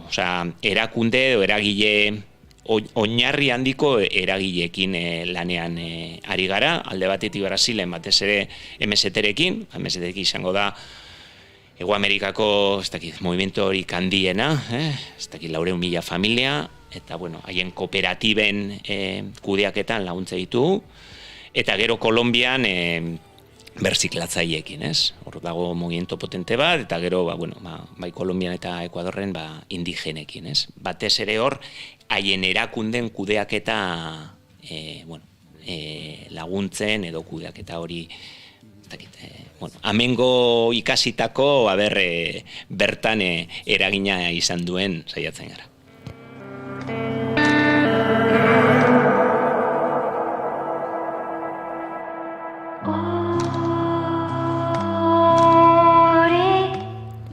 Mundukide bilatuz gero toki askotan agertuko zaiguna da proiektu guzti horietan hazkunde iraunkorra eta epe luzekoa lortzea garrantzitsua dela zuentzat, ezta? Bai, azkenian bizitza prozesu luzia da, eta azkenian epe laburreko proiektuak ondo dagoz, baina azkenian benetako eraldaketa lortzeko epe luzeko prozesu eta prozesu baten inguruan hitz egiten ari gara. Orduan, Mozambiken adibidez, 20 urte baino gehiago aroigu, Brasilen 15 urte, azkenian, gauzak ez dira egun batetik bestera aldatzen, baina kooperatiba ziren sortu, azkenian hor Armendiarri eta hezkuntza arluan, 15 urte ibili izan lehenengo kooperatibak sortu arte, azkenian prozesu luzeak dira eta holan ulertu behar da eraldaketa. Prozesu guzti horietan zehar mundukidetik zenbat jende aritzen da lanean, suposatzen dut bolondresak ere izaten dituzuela? Bai, momentu honetan langileak 25 gara, baina eske guk esaten dugu mundukide interkooperazio sistema bat garela, ez? Azkenian lehen aipatu ditut ONG-ak, aipatu ditut kooperatibak, langileak zati bat gara, baina gero langiletaz aparte, por cierto, hietatik 15 kanpoan daudela lanean. Eta gero hietaz gain, voluntarioak badaukoguz. Gure kasuan gehienak, kooperatiban jubilatutako jendea da, momentu honetan, lanean ari dana, ez? Ez dakit, seguramente gure bulegoan egongo dira, ez dakit, Pili, Espe, bihar geratu naiz Marga, Mariluz, eta gero, Kuadorren egongo dira igual Izaskun, Inigo, ez dakit, Imanol Brasila joateko, edo Kolombiara joateko prest, Carlos bebai Brasila, osea, jente asko dago bebai jubilatuta dagoena eta laguntzen ari dena. Eta suposatzen dut izango dela jendea ere, agian, hau guztian zuten ari dena, edo lehenagotik ere mundukideren berri izan duena, bolondrez joateko edo laguntza emateko zuekin, zer egin beharko lukete? Galdera hori indosuna, nik usteot animatuko nukela jendia alde batetik, bai, bolondrez moduan laguntzeko, bai mundukien eta baita zergatik ez, beste ONG batzutan, baina baita ere kooperante edo langile moduan, kanpora joateko, nik usteot badagoela esperantza hori daukat, nire garaian o mundukide barruan gauzen momentu baten, esatea zuna, eta nik zer egiten dut hemen, zuetako batzuk, egiten dut hemen kaskuek, zergatik ez joan ez dakinora beste batzuen laguntzera, nik usteot nik gomendioengo nuke jendiari pizkat hori buruan badauko, ez dakit buruan baino igual da hemen, tripa alde honetatik sortzen diren gauzak dira horiek, pizkat begiratzeko, mundukidera badator, estupendo, mundukide.org hor dauko argibide guztiak, baina beste ONG asko da osbe bai hemen inguruan eta Euskal Herrian, eta zergatik ez erakunde hoiengana gerturatu. Eta gero azkenian, segun bakoitza zelakoa dan, zelako kapazidadiak eta zeren bilari dan, mundukide izan daiteke bere kokapena, baina igual ez, ez? Azkenian gure lana lehen aipatu dudan moduan oso espezifikua da, baina badaoz beste ONG batzuk, osasune arloan ibiltzen direnak, edo hezkuntza arloan, edo emakumeekin, edo beste esparru batzuetan zehazki, azkenian gai transversalak dira, baina gero nik usteot espezializazio hori bebai badagoela ONG-en artean ere. 25 urte daramatzazu lanean, eta suposatzen dut, Brasilen edo den herrialdean dela, harreman oso bereziak sortuko zirela, ez? Haiekin lankidetzan arita. Bai, hori edonon gertatzen da, ez? Eta nik usteot hori dela, bolondrez edo kooperante hor kanpuan bizi izan dugunok badakigu guk gitxi itxi dugula, baina batez ere asko hartu dugula, ez? Eta nik uste dut mundu globalizatu, ikuspegi hori garatzeko nik usteot balio izan duela. Eta gero egia da bai, normalian kanpora joatezarenean, beti eskertza hitzak eta sentitze ondozu, jendiak ondo hartze zaitxuela, eta benetan eskertzen duela, eta gero, baina gero gu konturatzen gara, benetan gube bai betetzen garela, eta asko ikasten dugula. Eta azkenian elkartruke horretan, nik usteot balio handia dagoela. Elkartruke horretaz gain, dituzuen mundukiden ere, beste proiektutxo batzuk ez, hasieran aipatut, uste dut hasieran urriaren 10 esan dudala, urriaren 20 da lasterketa, ez dakit zer irakurri dudan, baina hori, proiektu ezberdinen artean lasterketa solidarioa antolatzen duzu ez da? Bai, azkenian argi dago gure bide nagusia kanpoan egiten dugun lana dela, baina lan egiten duen hori, lan hori, eta nik uste dut ikasten duguna, hemen Euskal Herrian partekatzeko ekimen batzuk egiten ditugu, ez?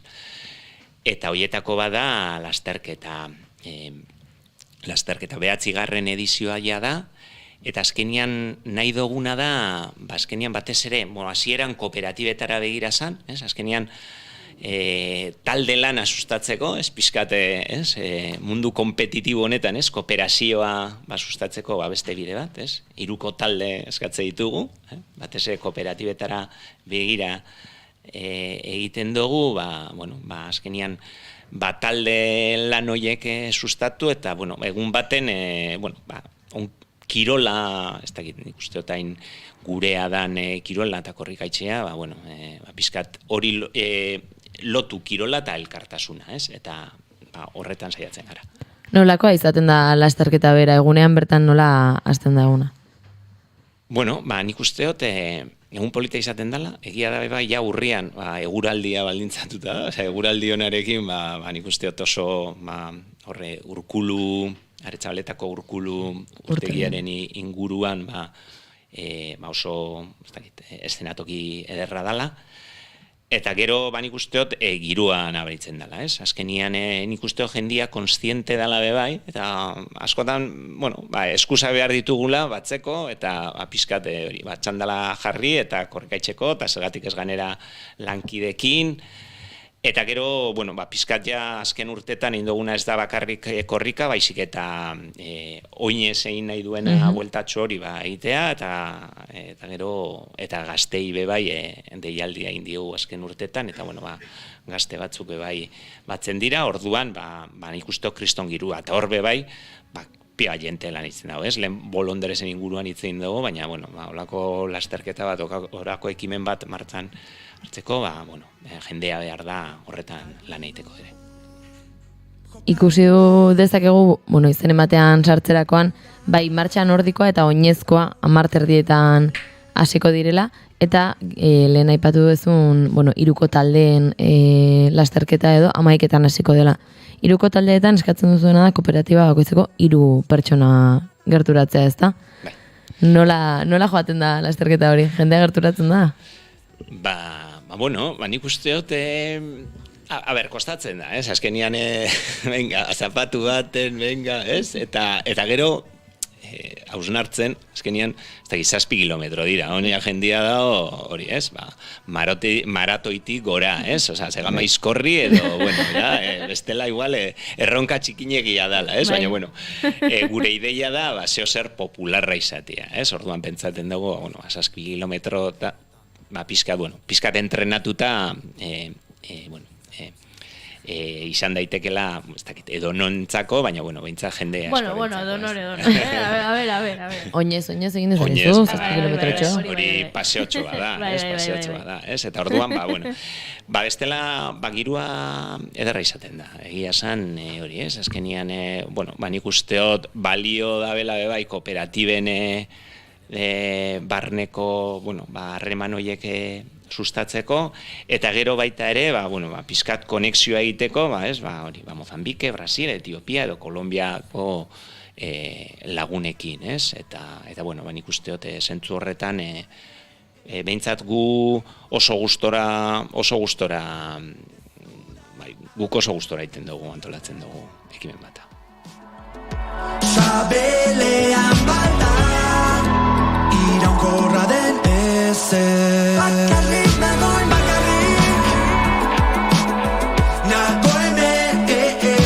noratu nahi ez duda. Webgunean aurrera egiten jarraituta irakurri dezakezue lasterketa prestatzeko gomendioak ere ematen dituztela eta entrenamendu saioak ere prestatu dizkiezue bertara gerturatu nahi dutenei. Azkenian hau beste ekimen honetan interkooperazioa lantzen saiatzen garelako, ez? Eta hainbat kooperatibak laguntzen digute, eta tartean dago Atlon kooperatiba, eta Atlonek horretan espezialista dira, eta beren aholkuak emoten digute ere, ez? Eta, bueno, ez dakit, eroskige, ez dakit, ura eta bar, beste kooperatiba batzutatik krean edo Fagor Arrasate, bueno, laguntzen digute difusioan, sarietan, bueno, azkenian hau jende askoren lana dabe bai, eta, bueno, Atlonek zentzu horretan, laguntzen digu, bueno, soroana ez egiten, ez? Azkenian olako bat eitzeko pizka prestatu behar da, eta, bueno, profesional bat egidatuta, hobe. Eta, bueno, bukaerarantz joateko bai, bueno, edonork eman dezake izena bertan, webgunetik sartuta, zenbat jende gerturatu izan da azken urteetan, eta zer espero duzu aurtengo?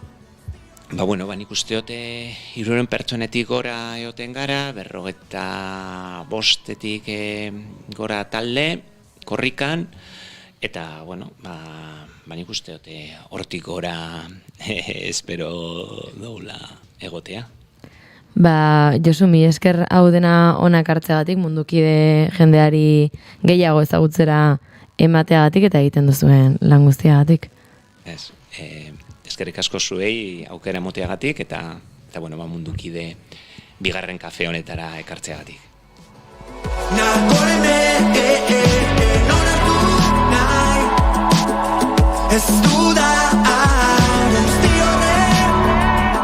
Amaikak eta 37 minutu, bagoaz aurrera, azken txampan murgiltzen ari da, iraiaren 30 hau azken txampan ere, iraia gaur, agur esango diogu, eta bagoaz aurrera.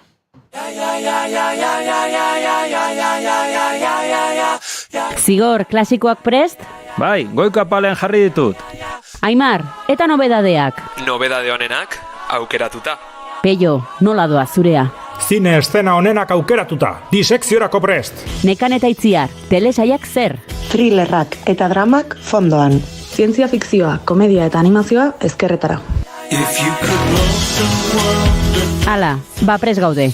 Igo Pertsiana, Naiz Irratiko bideokluba irekitzera goaz. Maite, bideoklubetan beti egoten da pornoa.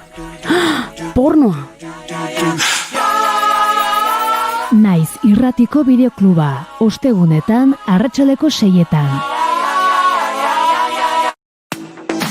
Naiz Irratia, zuk nahi duzunean entzuteko aukera duzu egun osoan zehar. Bai irratia piztuta eta baita online ere. Goizean goiz hasi eta gauera arte, informazioa, musika, kultura eta beste 11 gai jorratzen ditugu zurekin. Egunon Euskal Herria. Goizeko 8 eman berriak egunon daizula. Egunon guztia. Arratsaldean. Arratsaldeko 8 dira, ongi etorri Naiz Irratira. Irratia.naiz.eus webgunean sartu eta goiko banerrean agertzen den zuzenean entzun botoia sakatzen baduzu, une horretan bertan eskaintzen ari garena bertatik bertara gozatzeko aukera izango duzu. Zer zarte, kamionetan, kamioian ere musikakin eta juten diran eta bai. Ez dakit, korri pixkat ere egin beharko dugu, ze gainera Goiuri azken aldien entrenatzen ibili da, eta uste dut. Demora guztin ez du balio, kamionetan sartuta. Ilusio guztienak animatzen diteu korrika egitea. Ondo izan. Joaten zaren lekura joan da, eraman ezazu Naiz Irratia zurekin.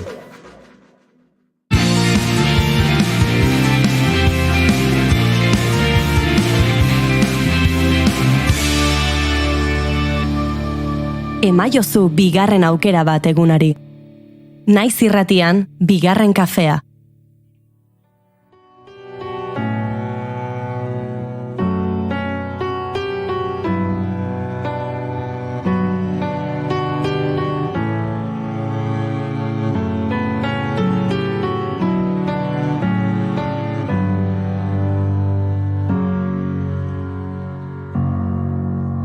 Marearen alde egin du iez, sare gabearen kate gehiago daude. Aipatu dugu zinemalditik gatozela eta ez dizuegu zinemaz gehiago hitz egin nahi, baina jaialdia baliatuko dugu hurrengo gaiarekin lotura egiteko. Izan ere aipatu genuen, adibidez Los Destellos, Eider Rodríguezen liburu batean oinarrituta dagoela, Eta azken romantikoak Txani Rodriguezen izen bereko lanean, beraz gaur literaturaz hitz egin nahi dizuet.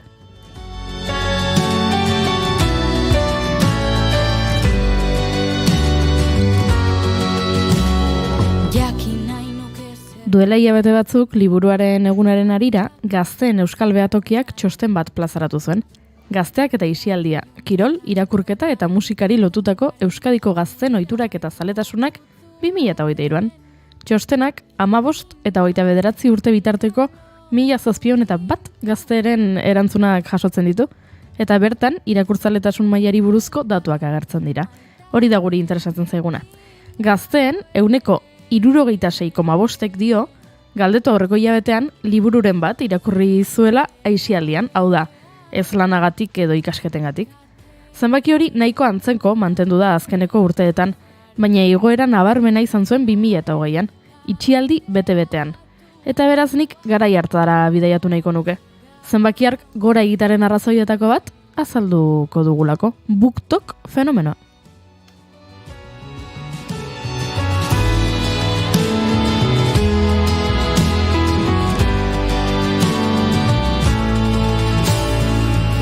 Argiagoak gure begiak, ero eta aske gure aurpegiak, eta jolasonen erdian, ez daukagu kartarik mangazpian. Zer da Traola BookTok? Bada irakurketa klub digital moduko bat. 1.000 milioi pertsonatik gorako komunitate bat konektatzen duena literaturaren inguruan. Modu erabat naturalean jaio zen, egunero handituz, erreseina, berrinterpretazio, gomendio, divulgazio bideo eta abarreta oinarrituta. Literaturazaleek topagune bat aurkitu dute liburuekin, irakurketarekin, edo argitaletxe industriaren inguruko guztiarekin lotutako edukia partekatzeko.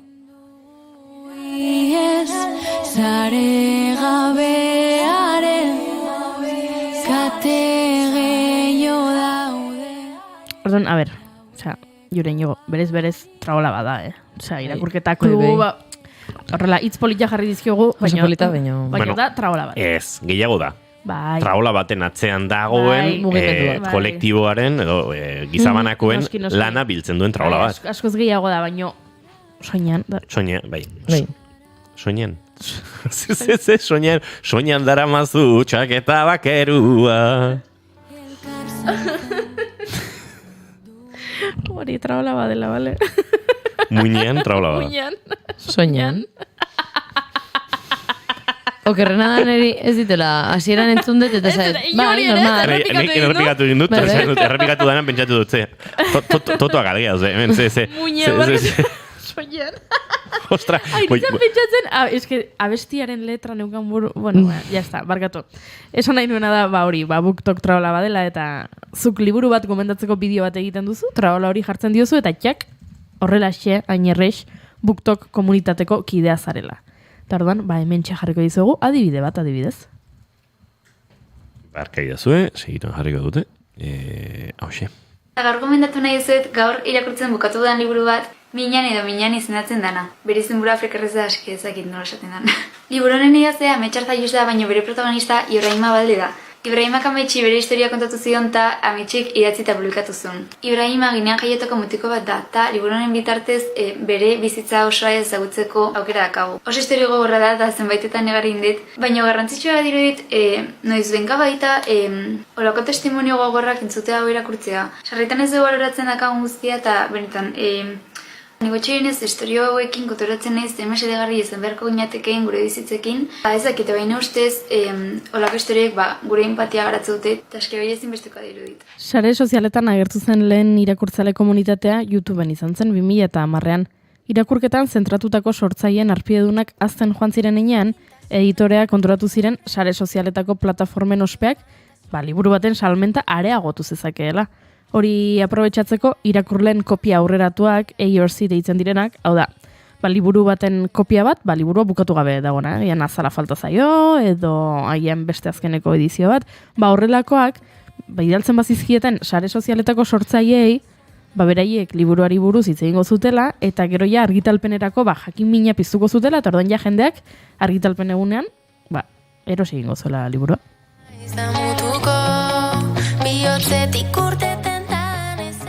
YouTubeko iraupen luzeko bideoen formatu arrunta dela eta laburpenak mamitsuak ziren 2010ean. Nahi beste hitz egin zenezakeen pertsonaietan sakondu, hausnarketak egin, baina 2014 eta 2015 urteen artean liburuen edukia YouTubeketik Instagramera joan zen. Tardan kritikak eta gomendioak laburrago egin ziren.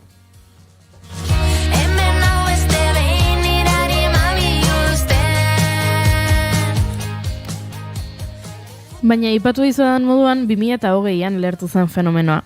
Antza denez, BookTok Kate Jacobs, abildua Kate's Books TikTokeko erabiltzaileak sortu zen. COVID-19 pandemian kontu bat ireki zuen liburuei buruz hitz egiteko. Urteetan elikatutako bere pasioa. Jacobsek berehala lortu zuen jarraitzaile kopuru majo bat. Liburuzaleak pozik baitzeuden beren interes bati lotutako edukiak ikusteaz. Asko inspiratu ere egin ziren bere kontuekin hasteko eta hemen adibidez, Caitlinek kontatzen du LGTBIQ komunitateari buruzko liburu baten gomendioa.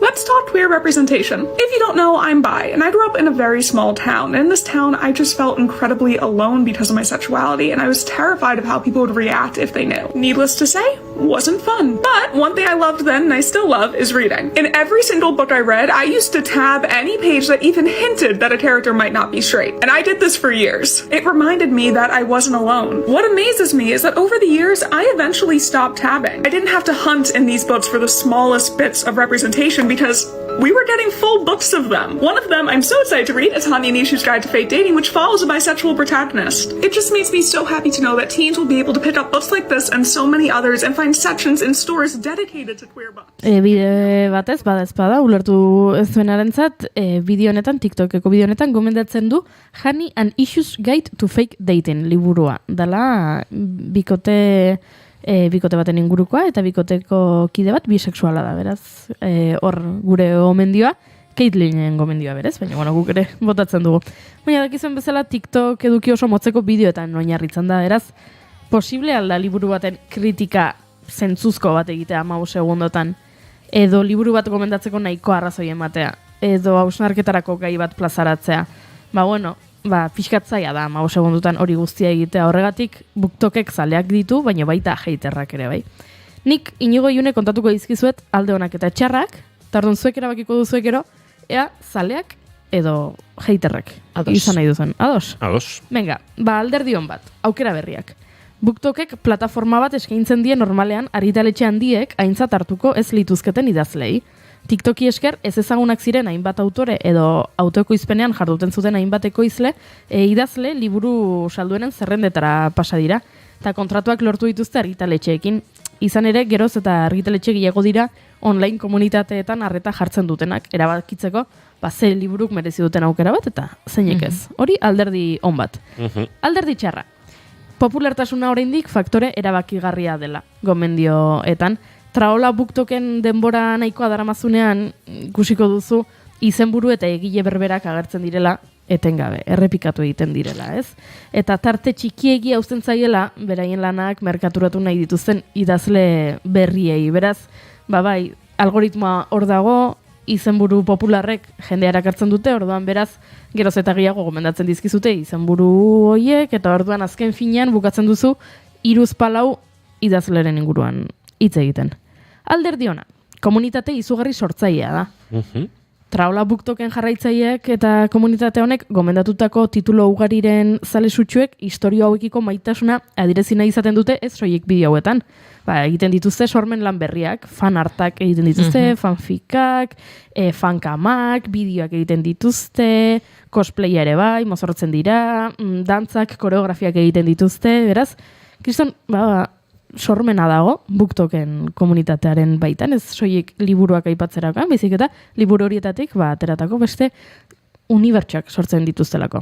Hori da alderdion bat. Beste alderdi txar bat, errituari eusteko presioa. Hainbeste hitz egiten da liburuetaz TikToken lasterketa moduko bat sortu dela. Asko irakurri behar dut, ahalik eta bideo gehiago egiteko, eta beraz, ahalik eta ikustaldi gehien edukitzeko. Hori larriagotu egiten da, gero eta gehiago erabiltzen direlako liburuen jarraipen egiteko aplikazioak, adibidez, Goodreads. Horrela, gero eta gehiago luzatzen da irakurtzeko zerrenda, eta horrekin batera, egunero, astero, hilero edo urtero irakurtzeko helburuetara iristeko joera.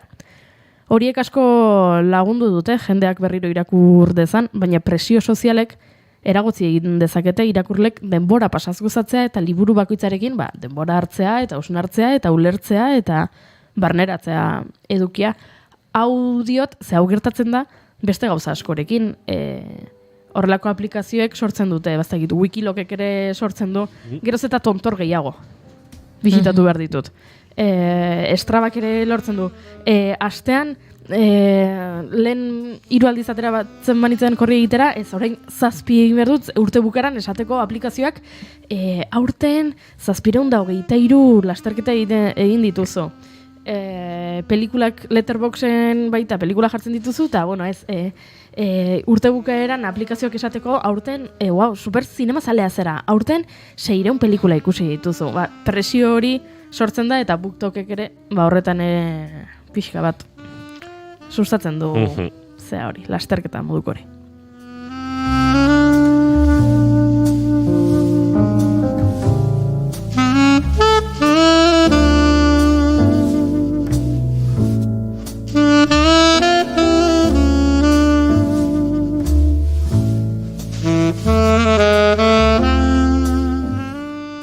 Beste alderdion bat, liburuak maite dituztenen komunitate bat sortu da. Ta azken finean hori da garrantzitsuena. Agian egongo da neraberen bat fantasiazko saga bati engantzatuta dagoena, eta bere ikasgelan liburua hitz egiteko, ez du beste lagunik edo lotxa ematen dio, BookToken topatuko ditu, bere interesantzekoa dituzten pertsonak, sortzaile asko izango ditu, bere zaletasun hau partekatzen dutenak, eta hori beti da polita. Ze badakigu adibidez, nerabezaroa oso garai gogorra edo zaila izaten dela, nerabe askorentzat, eta gaientzen direla futbola bezalako interesak, baina zure interesak beste batzuk balin badira, agian ez dituzu topatuko gelan bertan interes horiek partekatzen dituztenak, eta TikTokek eta zehatzago BookTokek ematen dizu komunitate bat, eta bakarrik ez sentitzarena oso garrantzitsua da. Bai txiki eta bai helduentzat, guri ere, gertatzen ez dugula bakarrik sentitu nahi. Eta alderdi txarra, euskarazko eduki gutxi. Sare sozial gehienetan bezala, ingelesko edukia gailentzen da BookToken ere. Non daude euskarazko sortzaileak? Batzuk badaude, lehen entzun dugu adibidez, abildua hitz goretik kontatu duela, minan liburua irakurri duela, edo badaukago adibidez, abildua uda liburu artean kontua. Oporretan noa eta liburu bat eraman nahi dut, baina ez dut eraman nahi liburu hau. 50 horri besterik ez zaizkidalako falta, eta Alas de Sangre liburua eraman nahi dut, ni lagunekin irakurtzen nagoelako. Eta pentsatu egin dut, honekin bideo bat egin dezaket eta horrela pizkat ere euskaraz hitz egingo dut nire kontu hontan. Beraz, etorri nirekin liburu hau amaitzera. Uste dut ez dudala inoiz hau erakutzi, baina hau da nire irakurtzeko txokoa, ordenagailu jarriko dut musika jartzeko, nire urbotila, liburua, eta hor daukat humidifikadorea, hautzkordak pizkat hidratatzeko. Baina, hemen eseriko naz, jarriko dut nahin timelapse bat horrela harin irakurtzen duan bitartean. Baina BookTok euskara, BookTok euskaraz, horrelakoak bilatu eta bilatu ostean, ez ditugu askoz gehiago topatuko. Hori konpontzeko badago proiektutxo bat, Booktuber Boom izenekoa. Eusko Jaurlaritzako liburutegi zerbitzuak eta Galtzagorri Haur eta Gazte Literatura Elkarteak elkarlanean sortutako egitasmoa da Booktuber Boom. Euskal Autonomia Erkidegoko 14 eta 18 urteko bitarteko gazteen artean irakurtzaletasuna sustatzeko. Liburutegi sarearen bidez jarri zen martxan 2017an eta webgunaren arabera helburua da Booktuber, Bookstagram eta BookToker plataforma bat sortzea, sare sozialetan euskal liburuen influencer komunitatearen lehen hazia landatzeko. Zaleok, irakurri dudan liburua segurazki ezagutuko duzu. Horrela hasten da. Gauza guztiak esan ahal izango dizkizut, nik uste. Orain arte, inori ez bezala. Eta laguntza handia emango didazula espero dut. Anne Franken egunkaria. Aski ezaguna den liburua da, baina irakurri beharrekoa. Anne Franken egunkaria 1942 eta 1954 bitartean idatzitako liburua da. Ze, bueno, printzipioz, etzen liburua. Bueno, beraz, badago proiektu bat, badago interesa, behar ditugu euskarazko edukiak sortzen dituzen sortzaileak, booktuberrak, bookstagramak, booktoker denetarik behar dugu, ze euskarazko literatura zoragarria da, beraz, sustatu egin behar dugu baita ere sareetan, gure txokotxoa topatu behar dugu, beraz, nik entzulei, hemendik gomendioa botako nieke. Sartu booktoken arakatu pixka bat eta animatu irakurtzen dituzuen liburuak partekatzea. Baina, bueno, nik lehen galdera bat bota dut eta June inigo erantzun beharko didazue.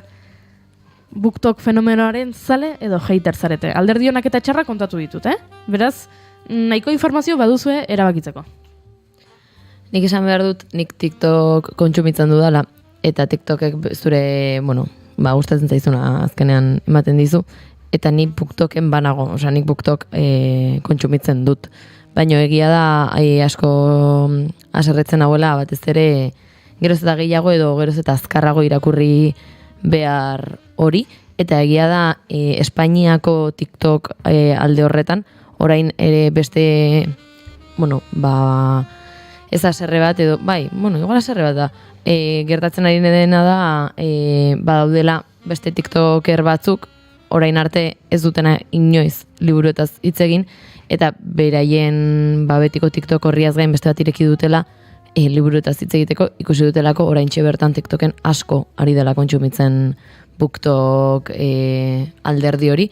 Orduan nik egia da kontsumitzen dudala batez ere gomendioak jasotzeko, baino bai ez nagola oso ados azken aldian gertatzen ari diren gauzekin.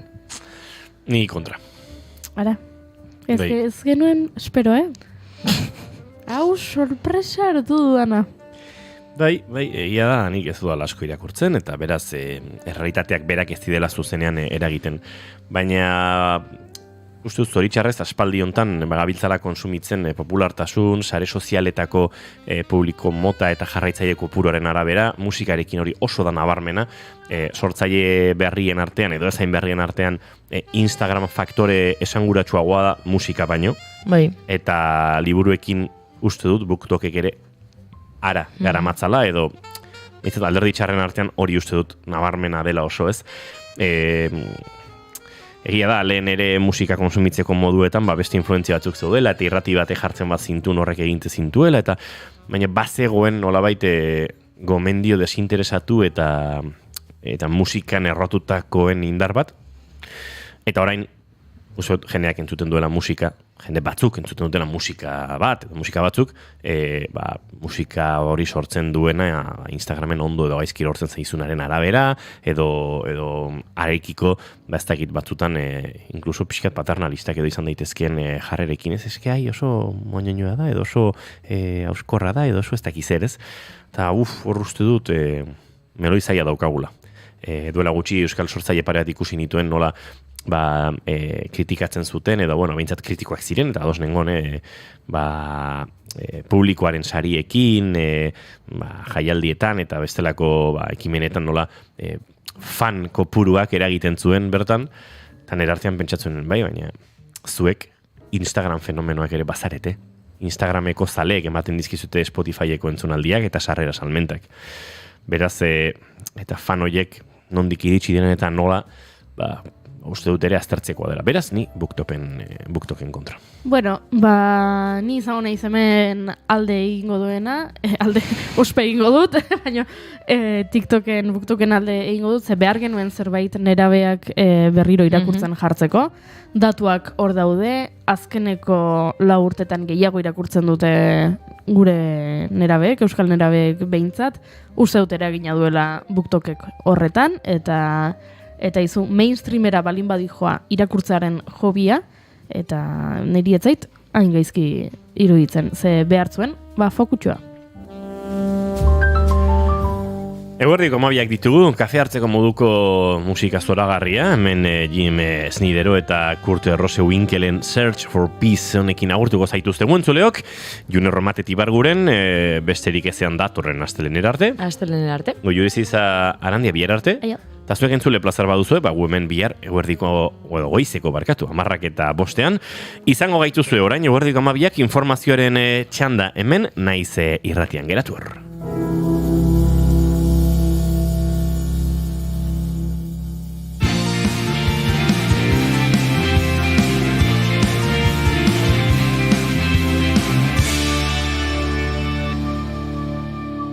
Keep calm and bigarren kafea.